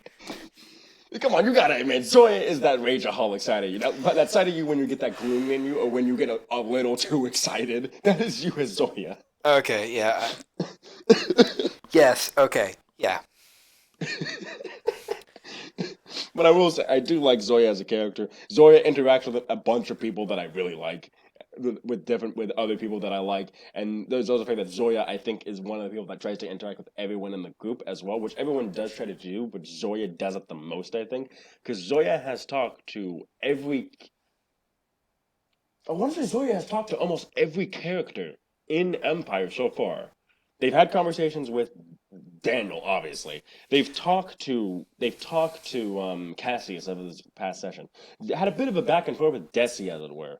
Krasn, you did have a conversation with a little bit, and that only leaves really Porzak at this point. Decilo and Porzak, I think, are the only two. But Decilo I expect a lot more of once a certain section hits, and Porzak, that'll come as time does, because the two of you, I feel like, will obviously have a moment eventually. Yeah. Well, considering last session on the road, there was constant talk of Halfling Leaf, Oh my gosh. and this is a barbarian. Oh god. Need something to keep my mind fresh. Yeah. But yeah, that's about all I got to say about Empire. You got anything else you want to say? I'm anxious to see what happens. Same. Large groups. I will say having such a large group of players can kind of make things interesting with time management and stuff like that. Yeah. But admittedly,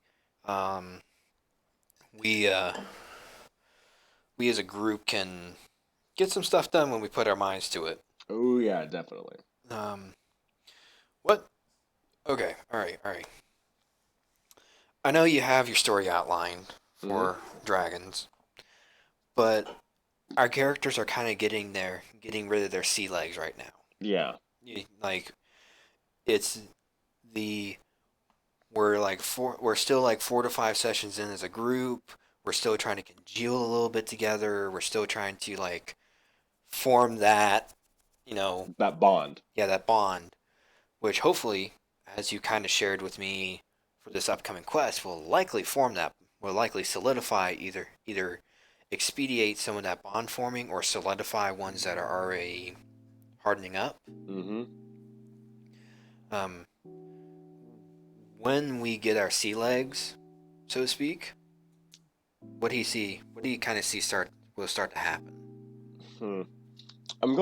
I would say that I expect a lot more character development from certain people. I expect the group to start, and I'm hoping this happens. I expect, how like we have those certain groups that always like come together in combat, like we always have the Guihei group, we usually have the Humberto group and stuff like that. I expect that to just break up and we start seeing those groups start to intermingle. Because that's my thing. One thing I want to see with the group combat is I want to see people that didn't start in a one-shot together going into groups together. Like I want that bit of intermixing, and I'm hoping we get that at some point.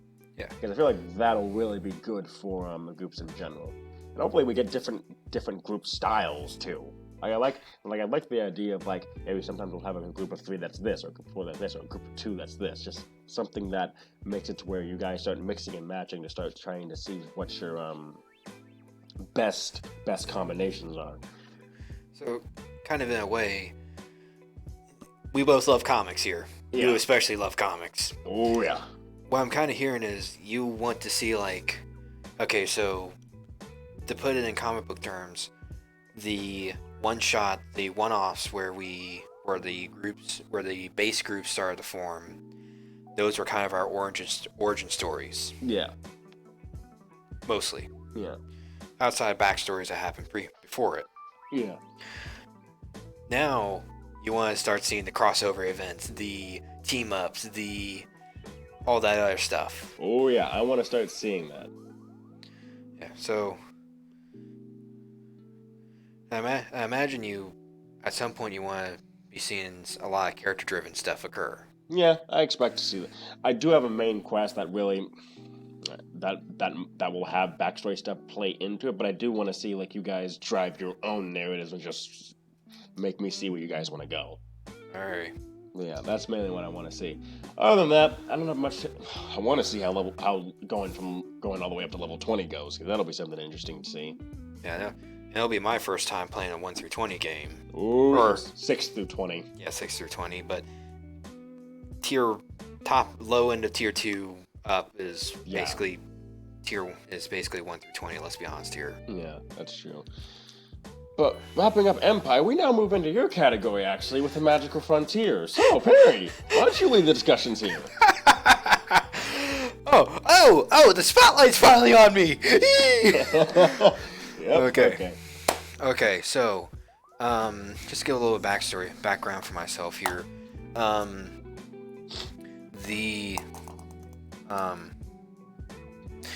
I, as a game master, I kind of bounce around from ideas for a little while. Like I'll start up working on a project, but then it would peter out. But then I'll work on a later project, look at my earlier ones, and scavenge from there.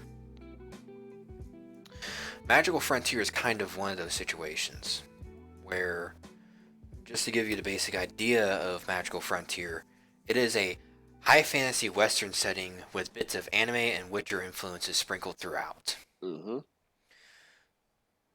The Westerns have kind of always been a little bit of a like love affair. I've always loved the idea of Westerns, the shootouts, the cattle drives, the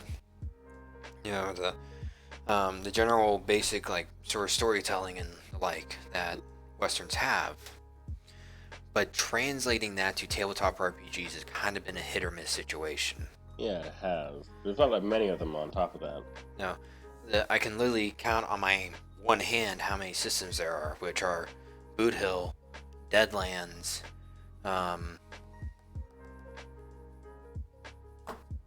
Aces and Eights, and those are like the three main ones. And recently I found a system called Tall Tales, which, as someone who has access to the PDF to Boot Hill, I find Tall Tales basically be a breath of fresh air. Oh yeah, definitely. I'm looking at this. So, like, why this combination of like standard like Tolkien fantasy style with Witcher plus anime plus the Western is kind of due to me wanting to bring enough spice into the situation, into the setting, into the game, that even the mundane parts are still interesting in some respect. So, and like, this is and when I said Magical Frontier's kind of been one of those games where I scavenged from previous projects, this is the case. Because I wanted to get a Boot Hill game off the ground in some respect, but that kind of petered out interest-wise on my end. And then, well, I kind of started kicking up the ideas for it for a couple, early August or so. And that was in a different project though. Yeah, this was.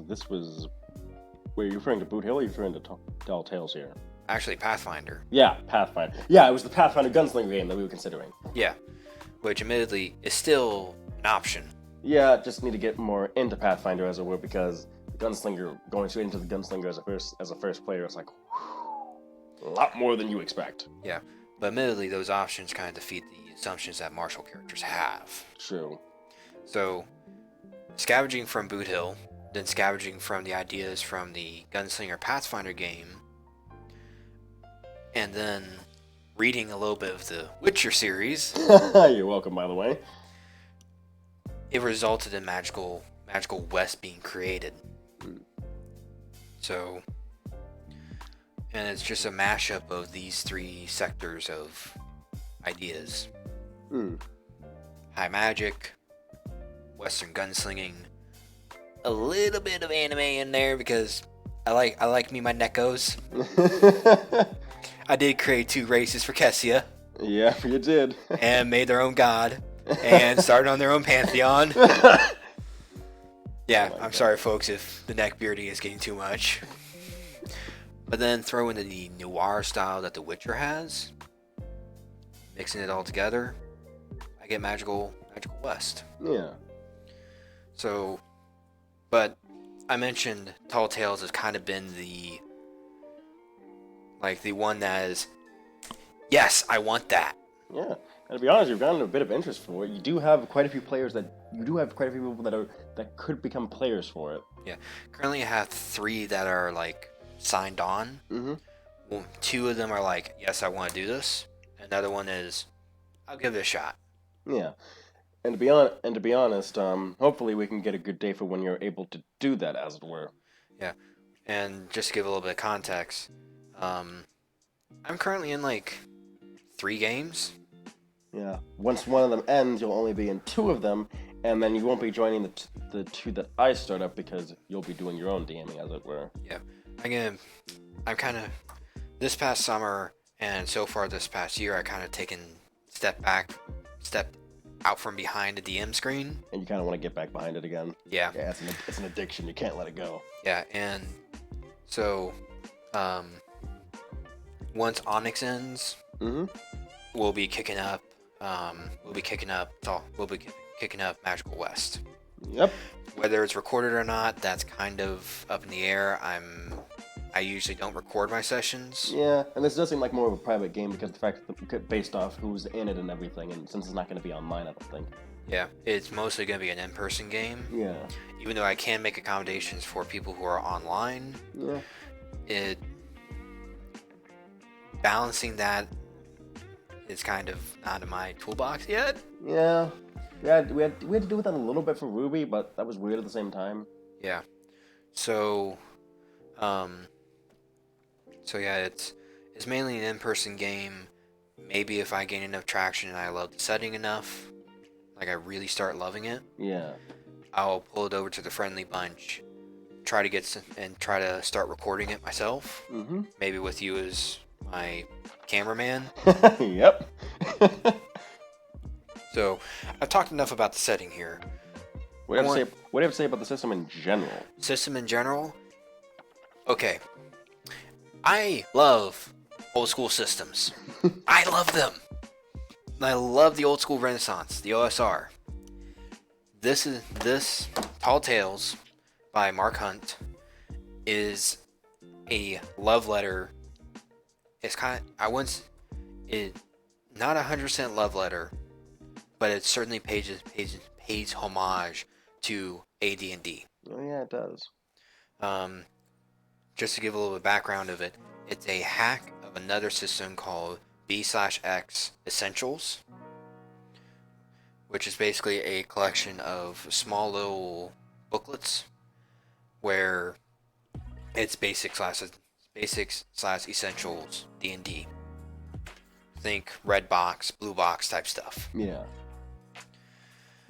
And this system takes the ideas and some of the assumptions that AD&D had, boils them down, and then reformats them for Specific settings in a way. Yeah, but also makes it accessible enough for people that want to just do their own thing, or hell, even take the B/X Essentials kit and run like Keep on the Borderland and the original Ravenloft module from AD&D. Yeah, before we got thrown into the Shadowfell. Yeah, like it basically allows a modern game master take an old module and run it. Yep, definitely. Without the need to get the old books and figure out the non-Euclidean math. What's something that you say that it has in common with like modern day systems? Okay, one of the things that it has with it that I'm thankful that it decided to do this is do rollover resolution. AD&D use roll under. Yeah. And that was kind of problematic. Yeah, we have a bit of a problem with AD&D in a way. And there are other OSR systems like the Black Hack, Mecha Hack, and others that use roll under and do it as elegantly as it can. Yeah, but roll under is a bit of a thing to it because people prefer to roll over than they prefer to roll under. Yeah. So yeah, Tall Tales uses rollover, but also it kind of steals the THACO system of AD&D and simplifies it down. And for reference, what is THACO? It's an acronym for 2-hit AC 0. It was the original armor class system for AD&D, where you roll the die and you look at a conversion chart at the bottom of your character sheet. I'm currently pulling out a filled out character sheet for Sin to look at. Oh yeah. So, what it is that depending on the character level, a certain roll on the die will result in a certain thing. Usually it's 20 minus, like if you want like a short little reference, it'll be 20 minus what you're trying to hit. Yeah. So, but that can be completely ignored because it's rollover. Yeah. For determining armor class and stuff like that, you can just simply say, what is 20 minus 5? That's 15. Mm-hmm. And then you can just simply write 15 in the armor class star. Yep, I get it. But like the whole system works off of rollover and is light enough that, say, characters decide to go off the beaten path or what I have planned. You can. I can say, okay, 5-minute restroom break. I need to come up with something real fast. Yeah. Whip out the monster manual, whip out the adventure generator, whip out whatever I need from the rulebook, roll on it, say, okay, I got this. That's what we're doing. Yeah. Yeah. What would you say is different about it from modern day on tabletop systems? What sets it apart is that it kind of appeals to the older days of D&D. Mm-hmm. It appeals to when like one of the things is there's no races in Tall Tales in the base rules. In original OD&D, you could be a human fighter and gain no benefits from your race. Or you can play an elf, which is literally your class. It kind of takes some of those and pulls them forward. Yeah. Sleeking them down and saying, okay, you're a gunslinger. These are all your powers and abilities. Or this is your power starting out. And then moving on from there. Mm-hmm. Or,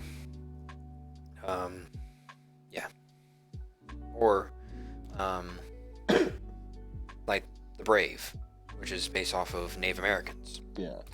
You play that, the assumption is you're probably an Indian. If you're not, well, have fun with that. Yeah. And because of that, you get a handful of abilities and stuff. And you can say whatever your race is. You could be a Neko, you could be like a robot, you could be a human, you could be an elf, you could be a dwarf. Doesn't matter. So it kind of takes away some of the player choice that you have up front in character generation. Mm-hmm. But it also frees it up. Yeah. I can see how it frees it up. Okay. I guess another question that I would have is...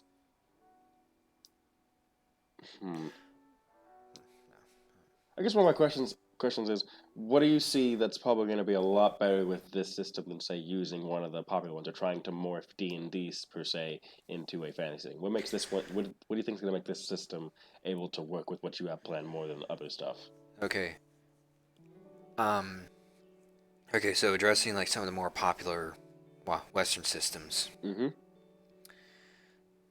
I'm gonna say this right now. They're older. They have a certain degree to it that I find hard to grasp. For example, Boot Hill, 3rd edition of Boot Hill, is a war game with rules set up for occupations and stuff like that for your character. But it's not built for, say, the more down tier stuff, like where it's like I just want to role play and stuff like that. Yeah, admittedly, with say for example, me and a group of players were to develop mastery of Boot Hill, we can probably role play it up as much as we want. Yeah. But there's a rule. I wouldn't say there was a rule for everything, but there was pretty close to a rule for everything. Yeah. And it lends itself to kind of a certain play style where players are kind of doing quote unquote slice of life stuff. Yeah. Like, say for example, if you were playing in Boot Hill, and say for example your character was a civil engineer working for the rail company. Yeah. A day in your life is literally walking along the rail tracks and making sure that they're straight. Yep. They ain't. Well, looks like we're gonna have to tear this work up again. Which, admittedly, that lets the combat that happens be really sporadic and be the main attention of the game. Yeah. But also makes it extremely dangerous. Yeah, and sometimes people don't like having that much danger in the game because like they can get burned out of having to worry about their character dying so much. Then, so, like literally in Boot Hill, your character could get shot in the head and not come back. Yeah. Even though there have been events in the Wild West where someone got shot in the head and live, Yeah. the guy is just simply extreme luck. Yep. So, like that's the kind of main knock of Boot Hill is so many damn rules. Yeah, that is true. And like, it kind of feels, I wouldn't say clunky, but if you wanted to get your grasp on it, you need to spend a lot of time with it. Yeah, that sounds about right. Deadlands, which is another system I've heard of, it's Weird West. Oh God. Okay. It's Weird West in that there is ghosts, incorporeal things. There's still the fantasy stuff. There's still magic, but it almost kind of leans into that. I wouldn't say Cthulhian style of fantasy, but comes a little bit close to it because it's all mystery and unknown. And we just like. There's this stone, there's this type of rock that causes all this stuff to happen. We can't really explain it. So, admittedly, the setting baked into the rules is very interesting. It's just didn't exactly click with me. I get that. I'm To be honest. Yeah, I can see why. Because it's weird fantasy. It's not. I mean, it's Weird West, not Wild West. That's Yeah. what you're looking for. Which, admittedly, Magical West might be tread into that weird area because of stuff I have planned. Which you can't say just for sake of spoilers. Yeah. But at the same time, it's kind of, if I do it right, I can still keep by pulling in stuff like The Witcher and the noir kind of feel to that, and sort of the, I wouldn't say grim fantasy, but certainly darker fantasy that brings to the table. It can say this is still fantasy. This isn't Weird West fantasy. And then looking at another system, Aces and Eights, I've heard online that it's basically minigame simulator. Minigame simulator. Yeah, I haven't looked at the rule set specifically. But another thing is, Deadlands and Aces and Eights, both of them kind of came out in the early 2000s. And they kind of have those 2000 tendencies that you could see in like 3rd edition and 4th edition with page layout and stuff like that. Oh yeah. Which, admittedly, I can get used to. But the presentation just like... Yeesh. at least for me, makes it a little bit harder to get into. Now, getting to Tall Tales. Mm-hmm. In a matter of like 3 hours, like 30 minutes, I can get a character up and running. In like a matter of like an hour or two, I can, like 2 or 3 hours, I can get read through this rule book and understand the rules. Like have some semblance of the rules. Yeah. And have enough of an understanding that if I make the call, it's within the context of the rules. It works. Yep. Instead of, having like those rules that are core and then having like to guess the rest of the way. Mm-hmm. Like, say, Boot Hill. I can be honest with you. There was probably a point in time where I was actively considering making a hack of it. Like, just completely stripping it down to the bare bones and just starting over. What made you not? My own time and sanity. Even though that would have been a challenge. And something that I could have sent out online and probably did pretty well with. True, that is true. So, that's another thing about Tall Tales I like. I'm kind of a home brewer, rules maker. I want to make stuff for the system. Tall Tales lends to that because it's pretty basic and it's pretty bare bones. If there's a rule for something, if there's a rule I'm looking for, like, how does healing work? How does this work? How does that work? I will say, okay. And I can start flipping through it and like, okay, this might be in the combat section, so let's check the combat section here. So it's not there. Let's check the resting area. Let's check that. And then eventually, like, even though I'm kind of flipping through the book to find something, I can still find it. And it's like, oh, it's that. I roll a D, like, if I'm trying to recover hit points, I just roll a D6 at the start of the day, or at that evening. Yeah. Which, one of the things, Tall Tales does not have magic rules. You have to make your own magic rules there. Yeah. Which, honestly, lets me scratch that rules making itch. It helps me scratch that content creation itch. Mm-hmm. So right now, kind of in the background right now, I need to get back to this. I'm currently devising some magic rules for the system, which I look forward to seeing. Even if I'm not being in the game, I like to see what you come up with for it. Oh yeah. I'll say this right now, disclaimer. I'm kind of taking it from The Witcher a little bit. But at the same time, this is high fantasy. Everyone's gonna have access to magic in some way, even the bare bones magic. So.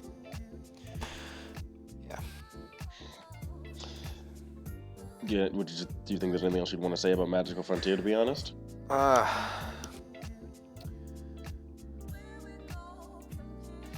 off the top of my head right now, but from this discussion, what do you think about Magical West? I know you said you've shown interest in it, despite you wanting to run more games. Yeah.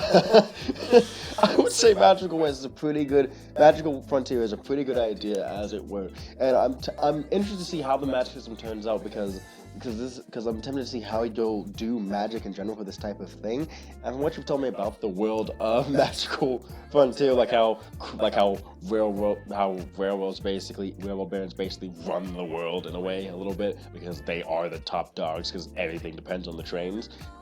That sounds so interesting, and it's something that I'm shocked hasn't come up more, to be honest. Like I remember, like, in my U.S. history class, AP U.S. history class, hearing about how, like, farmers could not rise up against, like, the guys who transported stuff on train, because it was like, if you did, your livelihood was basically ruined. But I'm surprised I never really saw a story on that, and the fact that I get that you're probably going to do something with that, and it's in a fantasy verse at that, so double the fun, is something that I'm like, oh, that sounds cool.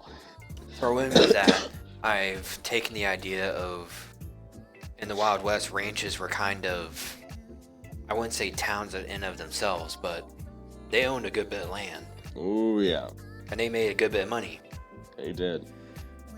So, like, another idea that I have is basically taking, like, how the rail barons are basically the rulers of the regions, of their Pacific lines. Ranches are the rulers, are like the local, almost like local government in some areas. Being that they are so big, they own so much land, that towns that aren't connected to railroads have to answer to the cowboys. Oh, yeah. So...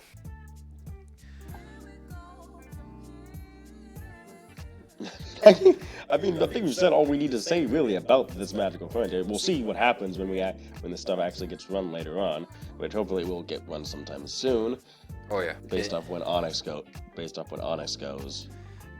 If anything else, like if Onyx ends in like November and I don't feel comfortable getting a game rolling because of final exams, yeah, I can always say to those players, okay, listen, I know this has kind of been waiting around a little bit, but let's do this in the springtime when I can guarantee a fresh start for everyone. Yeah. Which, when that happens, I'll be talking about that in the podcast. Yep. All right. With that, we move on to, funnily enough, back to me, technically speaking, with Protectors of Kessia, a campaign that is going to replace one of Onyx's days. I say one of because the way this is going to work is I'm going to go from running one game every other week and then a weekly Friday game to running one every other week Saturday game and then 2 bi-weekly Friday games. Let's go. But one of them is the Protectors of Kessia, which is an interesting idea that I've had, which is going to be as I like to call it, an XP based sandbox adventure. It's going to be for levels 1 to 5.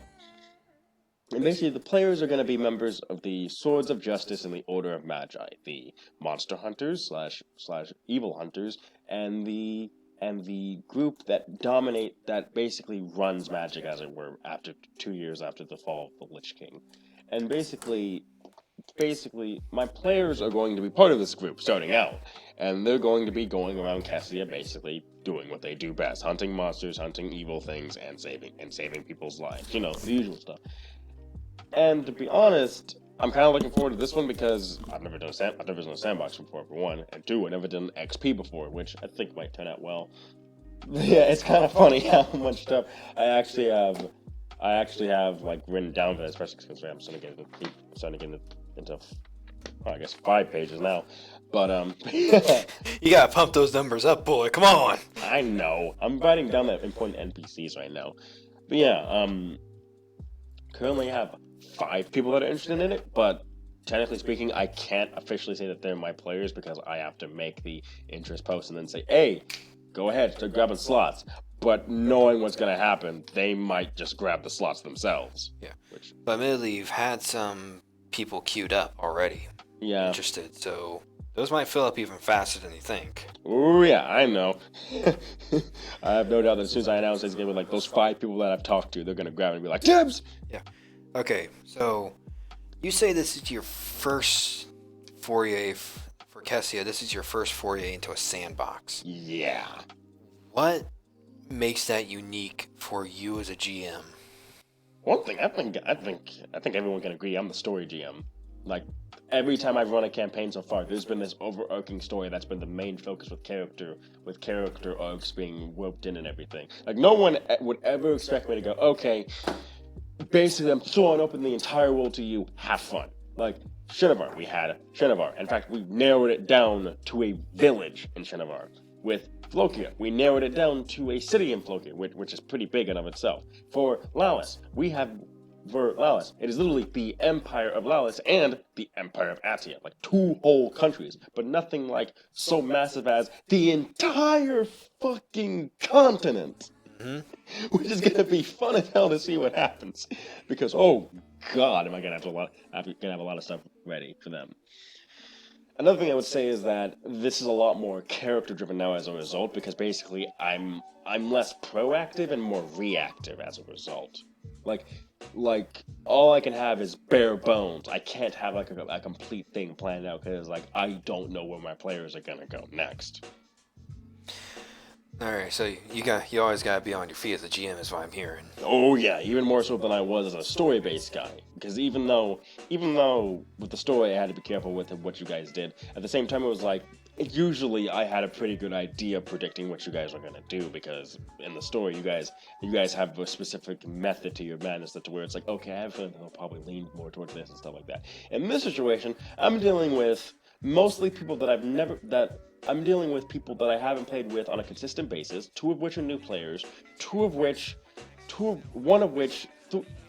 I played with before, and 4 of which I played with before, and the other one, who's the most experienced out of D&D, I haven't played with yet. But yeah, it's basically like I have to see where these players are going to go with their thing, because I'm going to have 2 new people who are going to try and find their feet in D&D. I have 2 guys that you and me both know in real life that I have to see how they're going to work in D&D. One of them might be a bit Mimi as Kami, but not as bad maybe. And Right. then the other one is like they might be their experience as well, so I can trust them to have a level headed things. But it's basically I have to be very prepared for what's going to happen in this scenario. Which admittedly, after like the first 2 or 3 sessions and seeing how everyone is getting into their roles, you'll be able to start seeing that a little bit more. Yeah, I feel like. And another thing of the matter, oh, this is gonna be a hex call on top of that is the thing. But Alright. not in the way that I need to watch, which reminds me I need to watch WebDM's videos on hex calls, but reminder for later. Anyway, but yeah, I would say that the thing about it though is that I would say that the hex call is going to be a bit weird because I can't like make smaller hexes because the fact of the matter is I'm using a map generator, and the map generator currently it has its hexes at 38, and I don't feel like decreasing that to try and make them smaller. So I'm going to leave it at 38 hexes, which means it's probably going to take at least it takes a day and some change to get through one hex. And that's 38 miles per hex. Yes, 38 miles per hex. The entire hex is 38 miles. Okay. So basically, it's like, and even if they're moving at fast pace, they only get to move like 30 miles.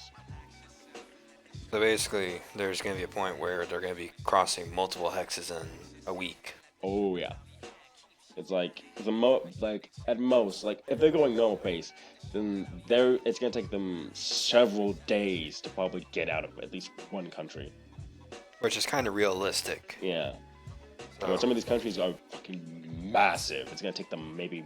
Well, it's not gonna take them months. It takes 3 months to go from one end of Kessia to the other across the highway. But if they're like off-roading it and stuff like that, then they're gonna have some fun. I would say the way I'm doing the quest systems is pretty funny because we have the main quest, which is the overarching narrative in a way, a la Skyrim, and I'm kind of trying to find a way to pull XP into it. So the way I thought of doing it was having it to where based for main quest, side quest, and treasure hunting and sword quests, basically all the 4 main types of quests. You get a percentage of XP based off what's your maximum XP based off the maximum XP that you need to level up. So Okay. for a main quest, you get 25 to 30% of your main XP of your XP limit. Side quests 5 to 10, and then treasure hunts 5%, and then swords 20. Because the thing is though is that you're monster hunters, so I really have to emphasize the fact that you guys are kind of meant to hunt monsters and stuff like that. So having them kind of like a tier right below the main quest will make people really want to jump at them. But at the same time, I don't want them to like ignore the side quests and the treasure hunts too, especially since the main quest will be rare, and the sword quest will be more like a building up opportunity. Like they'll both be building up over time. It won't be like a one and done hunting quest. It's one of those things where when you're rolling on your, quest generation table, when you say you run out of quests in a local area and start rolling, there's some guarantee that there might be 1 or 2 sword quests and like a certain reach of area, like a certain travel distance of everyone. Oh yeah, definitely. Reminds me, I do need to make those quest tables, in fact, as it were, to see how many quests would be in a certain area. But another thing that I'm doing is I'm trying to reward exploration too, and as a result, I'm doing that based off of giving them XP based off what they find. So, for example, if they find a landmark, they're going to get 10 XP off of that. So if I roll and it's like, oh, there's a landmark here, then okay, then if they find it, they get a little XP boost. Cities, 10 XP. They'll usually be able to tell where those are, but keep in mind they won't have. They'll be based. I don't know if they'll be traveling blind or not, because considering how well mapped Kessia probably is, it might. I'd say there'll be certain. Okay. Personally speaking, going back to the first gen of our game, Beiji's background is a far traveler, which means he has like some crudely drawn map. Like he has maps with like a bunch of markings over it. Yep. But that's only for like one corridor he's traveled. Yeah. Like he has really detailed. So there might be maps out there that cover a certain trade route. Yeah, but it's not like the complete map. Yeah. So yeah, having it really get like a blank map, it's like, okay, figure out where to go. But if they talk to a trader or someone who's a merchant who travels a lot of roads, They might be able to find some more stuff out. yeah, he might be able to say, oh, you want to say, for example, you want to get from the capital of Shinovar to the capital of Miglia. Well, first off, shell out some cash here because that's a harder map.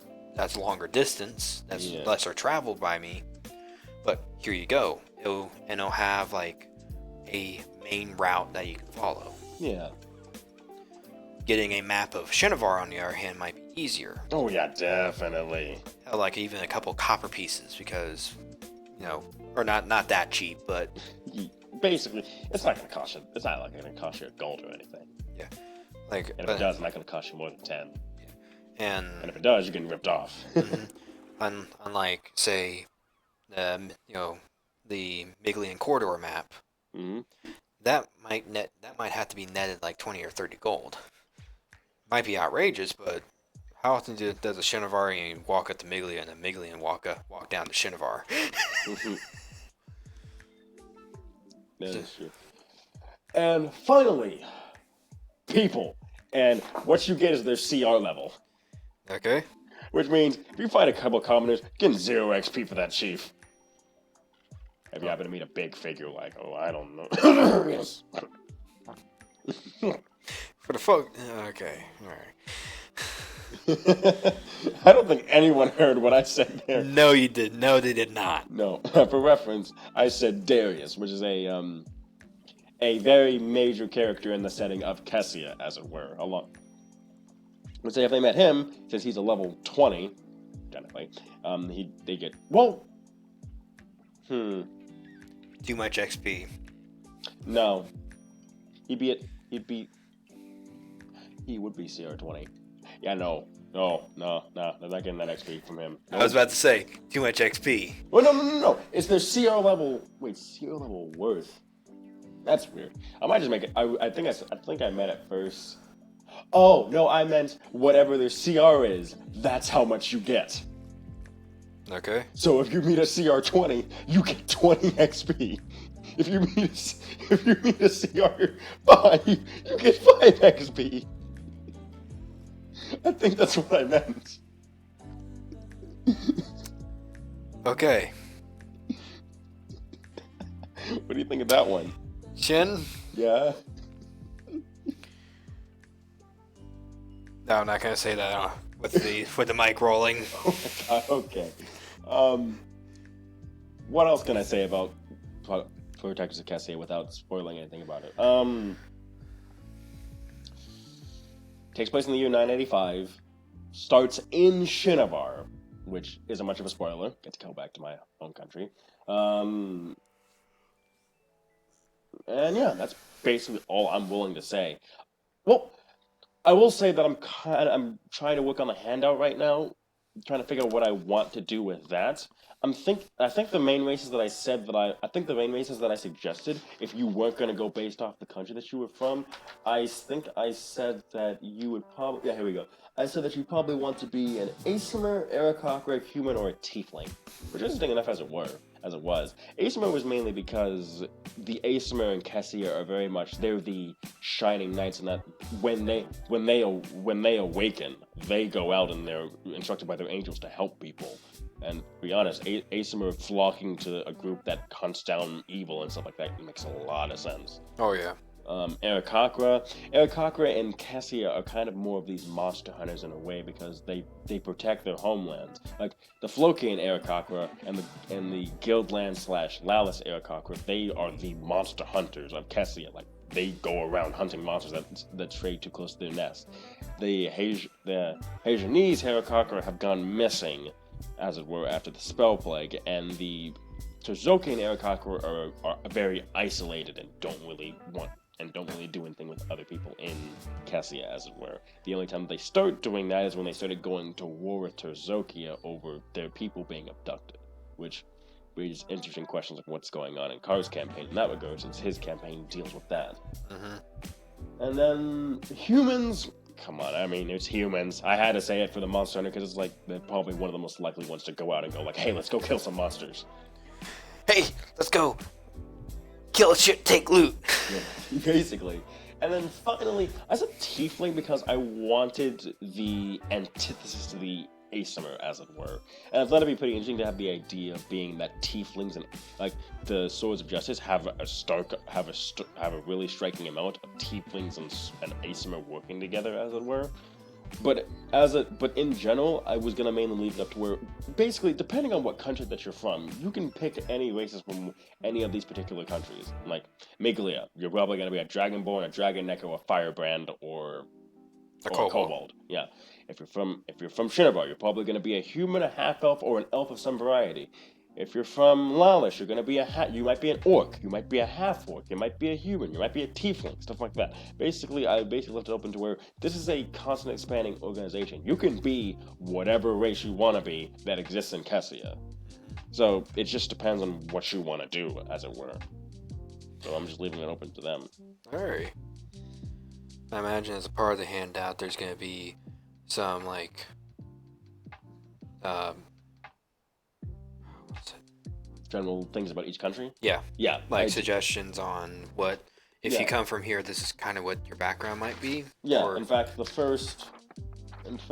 in here actually. In my world building notes, I actually wrote down a summary of each country, as it were, so that way it'd be easy to explain to the players. Okay, if you want to be from this country, then this is what I have to say about the country. Here's its capital, and here's the people that live in it, so, as it were. So mainly stuff like that. So the handout probably won't be just one page because I would have to include that in there, but it'll be simplified enough to where they'll be able to get it relatively quickly. most of the handouts I've been making so far have stretched into like 2 or 3 pages. Yeah, Onyx was one page, and I really had to press for it, but this one I don't feel like I really will try to force be 2 pages at all. Yeah. Well, Tall Tales, that was like 3 pages. That's 3 pages currently for me. Oh yeah, I remember reading Tall Tales. The 3 pages of that were pretty good were pretty good actually, because they did explain several key things about it that weren't in Tall Tales by itself. Yeah. Which eventually, that might slightly spawn into some sort of campaign Bible. As like more stuff is introduced, I'll add more stuff to like give as a reference to everyone. Yeah. So, yeah. But yeah, other than that, I don't really have much. Well, I will say that Protectors of Kessia will probably be my second most ambitious game. What's your first most ambitious? Empire, Alright. by far. Empire will definitely be my most ambitious game, I bet. But I feel like Protectors will be a close second. I mean, it's a sandbox. It's gonna be it's picking up the storyline that I started in Shinobar and have not touched in a while. It's kind of giving a slight error, like It's showing on a grand scale what I have planned for Kessia. Like, okay, like I set up, like, you guys don't know about this, but Perry knows, and other people in Kessia do know that I set up the story of the Lich who's returned and his connection to Darius, and basically it's time to see, like, while Shinobar will be focusing more on the close story of those 4 with their connection to Darius. Protectors will be showing on a grand scale what exactly is going on, like how macro scale this entire stuff gets out to. That'll be interesting to see. It'll let me play with a lot more NPCs too that I haven't really gotten to play with. I get to bring in Aurora from the north. I get to bring in Jake from Flokia. I get to bring in basically anyone from anywhere the players go to, as long as I got something for them. alright. But yeah. Besides that, yeah, Protectors of Kessia, I'm looking forward to see where that heads to. But I've rambled enough about that, and actually we're going back to something for you, Perry, as we talk about Delta Green. Yeah, Call of Cthulhu, as it were. yes. This one is more of a recent idea that I kind of just came up with a couple days ago. Mm-hmm. Call of Cthulhu is one of those systems that I've heard a lot about. Seth Gorkowski, if you somehow find this and get this far in, thank you. Thank you for your videos. Thank you for your modules. You're basically an inspiration. So, but what Call of Cthulhu is, to put it in the simplest terms, is probably the easiest way to get into Lovecraftian horror and to the Call of Cthulhu and the Cthulhu mythos as a whole. Mm-hmm. And what Delta Green is specifically it's basically modern Call of Cthulhu. The default setting for most of Call of Cthulhu is 1920s. Yeah. Which is about the time that Lovecraft was writing his stories, and just the general where the foundation of a lot of the stories are. Yeah. Set, and some of them do go into like the 1940s and the like, but those are kind of just older add-ons. Yeah. I do mainly hear about the 20s and the 30s, as it were, when it comes to Call of Cthulhu. But what Delta Green is, it's basically it's if you want to be able to have conspiracy theory type ideas and storylines play out for Call of Cthulhu, this is how you do it. Delta Green is a catch-all term, as kind of been alluding to, but it's direct reference to a organization within the Call of Cthulhu, within the Cthulhu mythos, that is basically a U.S. government organization or an international organization meant to fight the mythos or try to counter it. Yeah. In some Kind of way. like an SCP Foundation in a way. Yeah. Or Men in Black. Yeah. There we go. Um, It's a lot more since we're technically cosmic horror. yeah. I've kind of had a couple of ideas for it. Such as...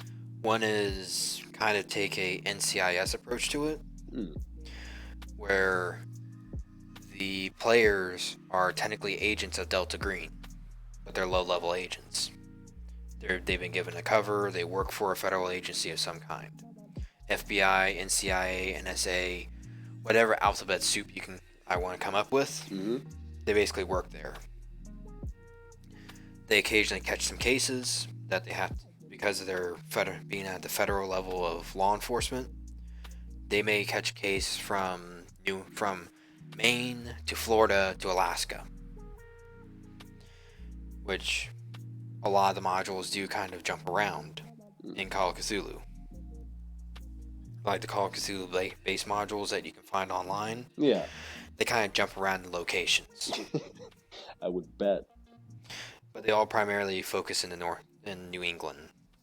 Ooh, give me some southern Eldritch horror up in here. Let's get some cosmic. Let's get some fish people in the bayou. Hey, give me that. Hey, since you're a writer, you might be able to actually write a pretty good Call of Cthulhu story. Noted. If I ever decide to write horror. So that's one idea for Delta Green is starting out. The players are Delta Green agents, but their cover story is that they're a federal agent for XY, whatever organization. Yeah. Maybe NCIS because I love it, and I'll be able to do some homages to Gibbs. Sieber. Which I will shamelessly say right now, they would likely pop up with NPCs to mess with the players. Oh my god. I'd be the only one that would get it too. But the other idea was that since Delta Green is kind of the catch-all term for modern conspiracy theory Cthulhu stories, there was a module that basically there was a modern day module where basically a plane crashes, body swaps, all sorts of weird stuff starts happening. Oh my god. Have fun. Basically. Yeah. And if you somehow survive it by the end, well... you got the body back at least. Maybe. Oh, maybe. Oh god, not even actually. Dang. When I say it gets weird, it gets weird. And then... It's gonna break your mind, Chief. Yeah. And then, because the characters and the players who basically encountered the mythos that was forced upon them, they got to pick up the pieces now, and they gotta work. Like, they might start actually encountering more Cthulhu stuff. So, yeah. So, Call of Cthulhu has been a system that's kind of been on my short list for a little while now. Yeah. You have a list of burnout games. With burnout systems, rather. Yeah, so if anything else, I find that module, pull it out, do it as a one shot. And if I feel froggy, I'll say, okay guys, let's do this. Hmm. What are your thoughts on Delta Green Call of Cthulhu? Modern horror, I'd like to say it. To be honest, there's not that many. Call of Cthulhu was so set in the. Well, not Call of Cthulhu, let me rephrase. Lovecraft stories were so heavily set in the early 1900s that you very much felt it, to be honest. And that's what we mainly associate with. We can't get out of it. And I'd like to see an interpretation of Lovecraft's work with Call of Cthulhu, with the Cthulhu mythos and stuff, that takes place in modern times and stuff like that. Like, come on, with access to the internet and stuff like that, we could probably get putting out a lot more Eldritch horror. Like, what if there's a cosmic horror that's related to technology? What if Yalzathoth or something like that is connected to our phone somehow, and with the internet we actually deep pierce into his mind and see everything that he has stored in there, stuff like that. Like, I'd like to see something with the Cthulhu mythos that's taken to new heights with the current access to technology and stuff like that we have in modern times. And with stuff like the SCP and Foundation and stuff like that providing inspiration, I really think that the modern times could be a deep well of inspiration for Call of Cthulhu, especially for Green Beret games. Yeah. Well, also another thing about it, if you look at like conspiracy theories and stuff like that, there is loads of fodder in there. Ooh, yeah. A shout out to a YouTube channel that I really like. It's called Bedtime Stories. They do not do happy-go-lucky stuff. They are like true crime, aliens, conspiracy theories. Like, they are kind of dissecting, like, what would kind of, like, almost, like, they in themselves are almost would be the equivalent of mythos investigators. Oh, yeah. Or at least mythos chroniclers. Well, one of their most recent episodes they did was called Under the Ice, or Evil Under Ice, which is the whole idea of the Nazi Third Reich made a base in Antarctica, and the U.S. during the 40s, like late 40s, early 50s, went down there and fought them and wiped them off the face of the earth with nukes. And like that operation was so like clandestine, like weirdly clandestine, because like a whole naval fleet went down there, battleships and all, went down there to fight. Went down there. That it's kind of weird. Like, was there something actually down there that merited the U.S. sending a naval fleet? What is down there? Hell, even a modern visit to the Mountains of Madness, which is a story set in Antarctica. Ooh, yeah. Could be interesting. Yeah. So overall, I imagine something you might take interest in. Oh yeah, definitely. I would at least watch, just to see how it goes. Alright. Yeah. With that, we now move to our random topic. Anything you want to say there? Okay, so we kind of made references and stuff to stuff throughout this video. So okay, what do you want to bring up first? Let's pull a fact fiend right here and like. Okay, first of all, probably one of the things that we mentioned most, Ruby. For reference, I met Perry through a club at our local school and everything that ran games, and as it were, Perry ran a Ruby game with the unofficial Ruby tabletop system, which you can find on r/Ruby Tabletop. Yep, we ran the edition that came right before the most current one, as it were, as of this recording, by the way. Yeah, which is like version. It's something obscenely high. 19.8 point something. Yeah. Like it was released like last month or the month before this month. I can't remember exactly. No. Last month. Yeah, last month. I remember because I printed it out for you when I got back to university and everything. Yeah, so that, I can say this right now. As a GM, that was sort of my both trial by fire, but also I was able to come into my own as a GM. Oh yeah. That's where I met both. That's where I basically met almost every person that's a player in my games, except for Roxy and Cookie, as it were. And it's what really got you into D&D. Oh yeah, it got me into tabletop. Then I played, I think, a different game of D&D, and then I went, okay, time for. And then I went, all right, let's play a new game. let's play a new game where I'm the DM. Yeah. So basically, that whole Ruby thing, and a bunch of stuff happened in that, stuff that I can't even begin to talk about because that would probably take me another hour at least. yeah, that would probably be in a whole podcast in and of itself. Oh yeah, that story summarization would be hell. Yeah, so which currently it's kind of like the Shinovar game. It's a game that I kind of want to go back to and complete. Yeah. But at the same time, the ending of that second arc kind of. Yeah, it's kind of like it's a bookend. It could be considered a bookend. It's like, unlike Ruby Volume 3 where it ends, this one ends with, well, it is a bit of a sadder note. At the same time, it's just like, wait, was it a bit of a sadder note? No. Wait.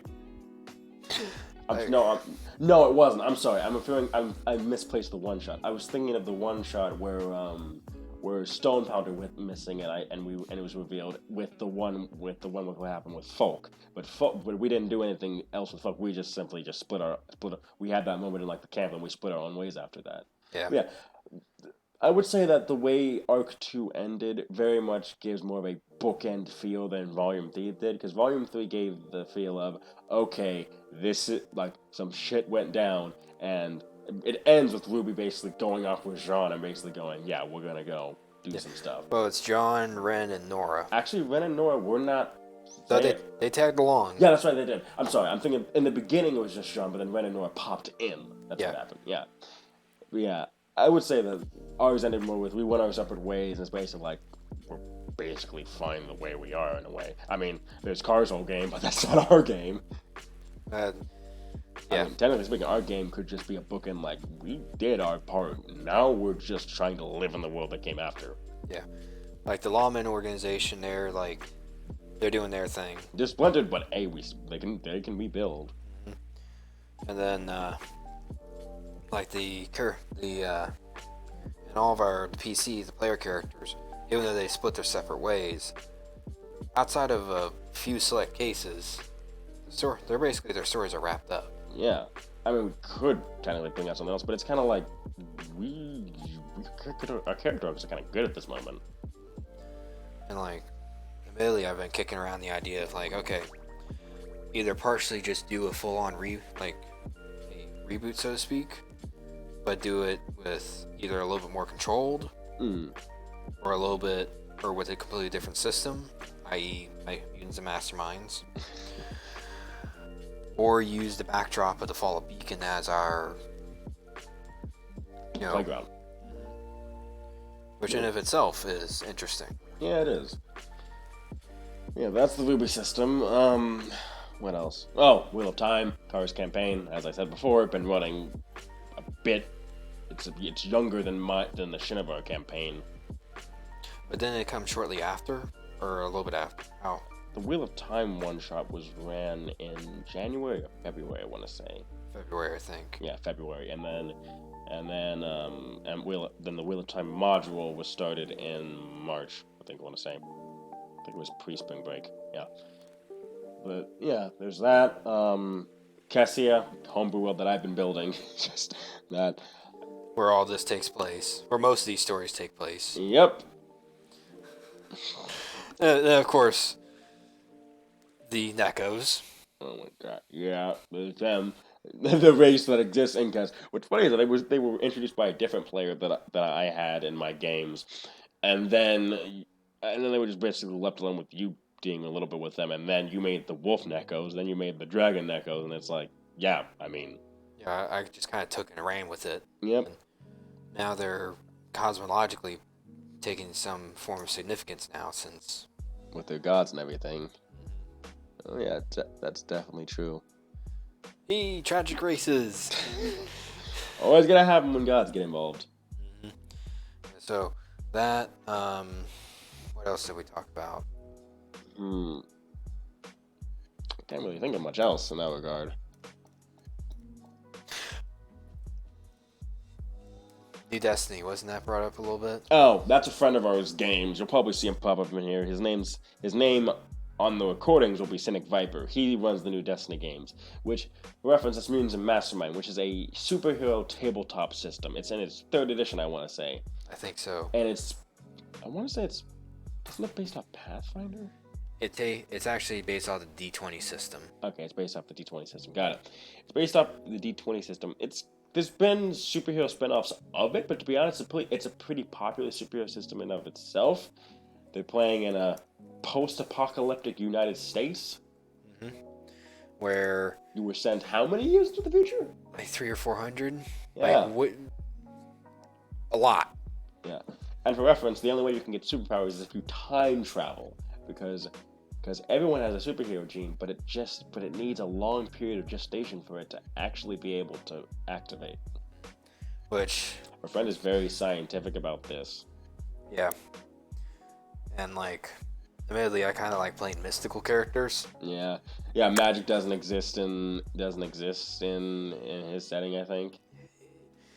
It's pretty ambiguous right now. Yeah, he's focusing very much technology in the neural net thing, which he started up after Elon Musk mentioned that he was going to make that a thing. That caused him to rewrite a lot of stuff. Let's be honest here. Way too much, I would say. Yeah. So, what else? Okay, I know this is gonna sound weird and maybe a little bit narcissistic, but okay, you mentioned that I have parry characters. Yeah. Bring some fucking context to that, man. Okay, so Perry in of himself is a fucking character, but basically we've noticed he's either self-inserts or people that clearly take a bit from Perry. For example, in Ruby we had Folk, which is which was Perry's self-insert that got with that was dating both Sienna Khan and Neo. From Ruby, for reference, if you know who those guys are. So yeah. Gals. Yeah. Oh my gosh. So that was that one. Which admittedly, both times I came to bite him in the ass. It did come to bite him in the ass. Also, there's Roy Volk from his Volk from his Pathfinder game, who was a barbarian turned paladin. Mm-hmm. Who later was introduced in Kessia as a blood hunter. Then there came Beiji Fangbao, a dragonborn paladin, literally the archetype Perry, who is chaotic good paladin of vengeance. That screams so much Perry. Yeah, well then here's the thing. That is a third iteration of the character. The second iteration was a dragonborn barbarian with the entertainer background who played a lute. Oh my gosh. It was basically the storyteller. He was a bard without saying a bard. Oh yeah. But then the first version of the character is what I like to say, War Colonel Beiji. Oh my god. It was the fucking edgy bastard face for me. Don't blame me because you went through it also. Shut up.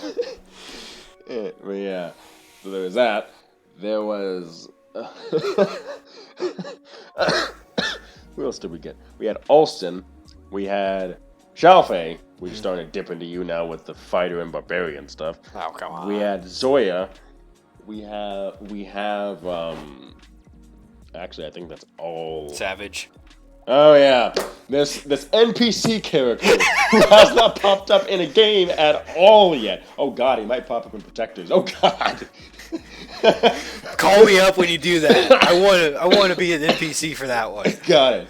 Who's basically a gnome, I want to say. Yes. He's a gnome rock artificer. Gnome. He's a rock gnome artificer, but he's the old artificer. So I guess he'd be the current artificer now. He'd probably be an artillerist artificer. Yeah. Artillerist or battlesmith artificer. Basically, he has a habit of making guns. Big guns. In fact, guns that basically help Chillhop just blast away its enemies in the past war. Who also leads his own regiment of artificers who also make big fucking guns. Oh yeah. That's just Jesus fucking Christ. Oh man, it's midnight. Jeez, But We're yeah, getting loopy now. But anywho, so I think that's all of them pretty much. yeah, there might be a couple characters here and there that have been lost in the cracks, but let's be honest here, they don't have big as a mark as that. Oh yeah. Yeah, so all right, you as my GM for my next character, what do you want to see? I got nothing. I'm interested in anything, man. All right, I'm just waiting to see where it goes. maybe, just maybe I should make the most quiet, timid barbarian ever. And when they flip out in their rage, it's hell in a handbasket. Oh my gosh, please help me if that ever happens. So,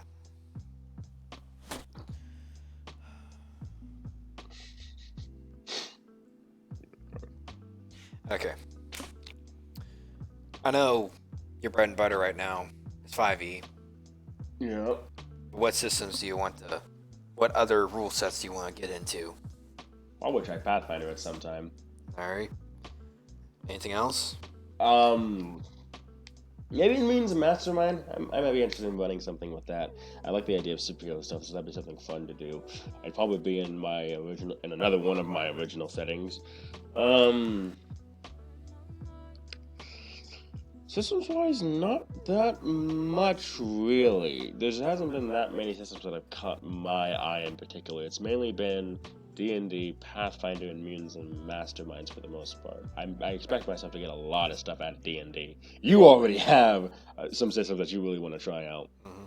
Also, I keep finding systems that I want to try out too. Ooh, yeah. It's like, yeah, I think that's it for the most part for me when it comes to systems. All right. But other than that, I think that's it for the most part, right? Yeah, I'm pretty well spent right now. So. All right. Well, this has been fun, guys. I hope you've liked this podcast. We'll figure out what to name it once I post it up on YouTube. But I hope you guys have enjoyed, and we will see you guys next time. I'm Sen, I'm Perry. and we'll see you guys.